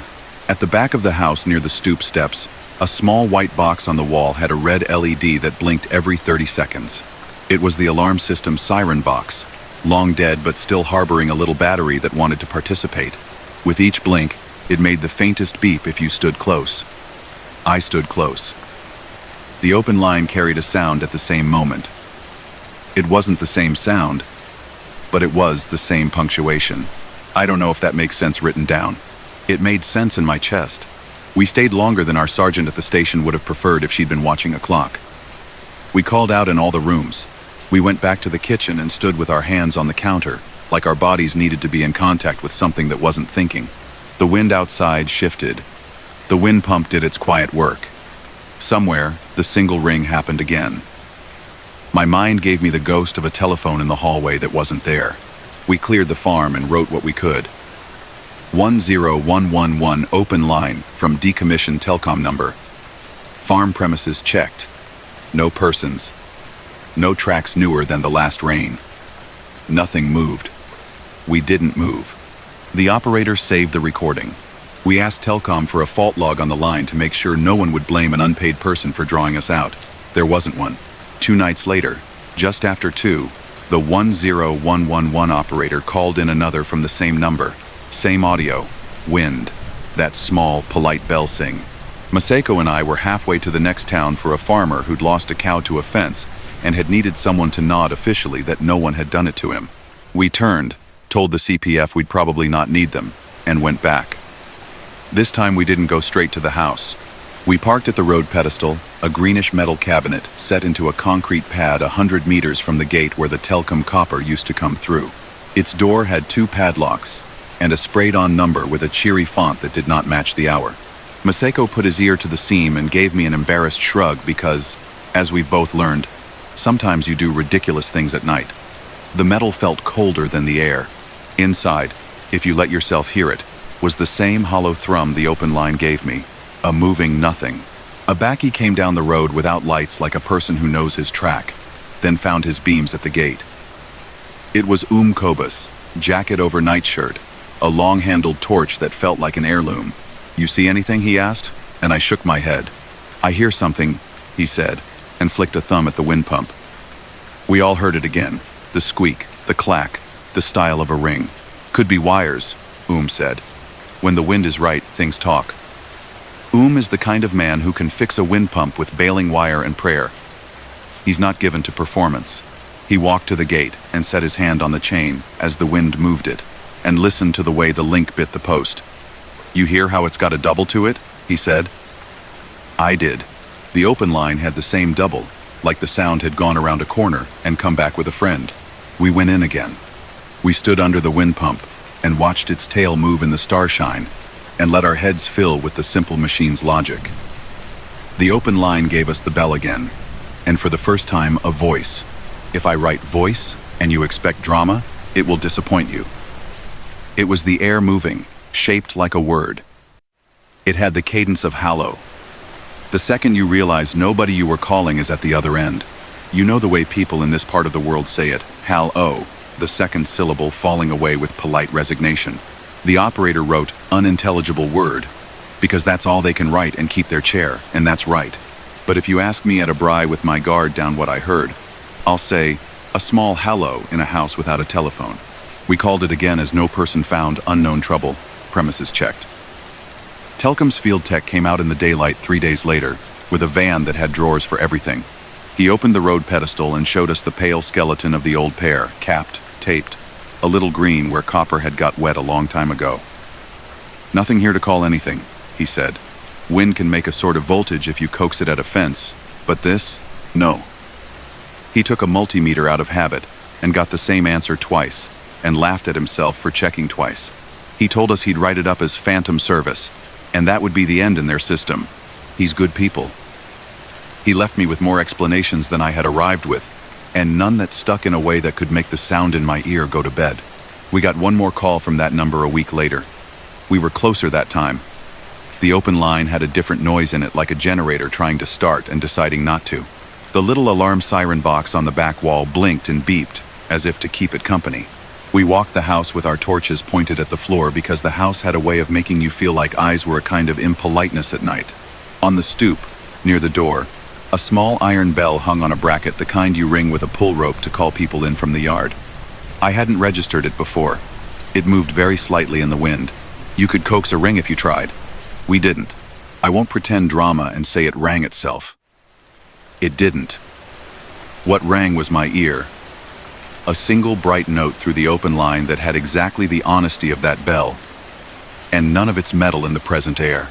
Eventually, you decide that even if sounds are trying to tell you a story, you are not the person who can make that story anything but a list of times. We logged the recordings. I signed the CAS number for the first one, and the second and the last. The docket had an evidence sticker with a number that would mean someone else, later, could find the audio and play it for themselves in a room with fluorescent lights that make everything too flat. Months went by. The wind pump got oiled by nobody, which is another way of saying the squeak found a new note and then stopped. The nephew sold the grazing to a man over the hill who kept his baccy well and his dogs better. The telecom pedestal grew a new padlock that matched the old one's appetite for rust. 101111. Didn't get another call from 05487112. When the load shedding schedule came out on a Monday, and we had to explain it to a farmer who kept all his times in his head and none on paper, we stopped at the Rietfontein gate and looked in out of habit. It looked back with that open country calm that says a place is ready to be ordinary again. If you want the explanations that fit neat in your toolbox, take these. Wind can push wires to make whispers. Systems lie when it's cold. Copper remembers things in a way that is romantic to us and unromantic to physics. People working in quiet rooms hearing quiet lines can want to hear words, and so they do. If you want the other kind, take these. Some calls try all the doors they know from the time when there were more doors. A bell may ring in a way a telephone understands even when the telephone is gone. If you say hello under your breath to an empty kitchen in a house with no power, a person you'll never meet might write unintelligible word on a screen because that's what the job allows. We still drive the R357 at night sometimes with our lights off for 10 seconds just to feel how big the sky is. It's not in any procedure. It's just the way humans reset their minds. If you break down out there and your battery is down to a sliver and the tower is miserly and your voice gets lost in your mouth, call 10111 anyway. The operator will ask you questions. You can tap or cough or put the phone near the thing that sounds like your place. We will follow it in a baccy that knows its way across washboard gravel, and when we get to your gate we'll close it behind us out of respect, and we'll stand under your wind pump and let the night be itself, and we'll write honesty into a form that only has little boxes for it. And if the call that sent us was from a number that no longer belongs to anyone, we'll still walk to your stoop and say hello to your door and mean it.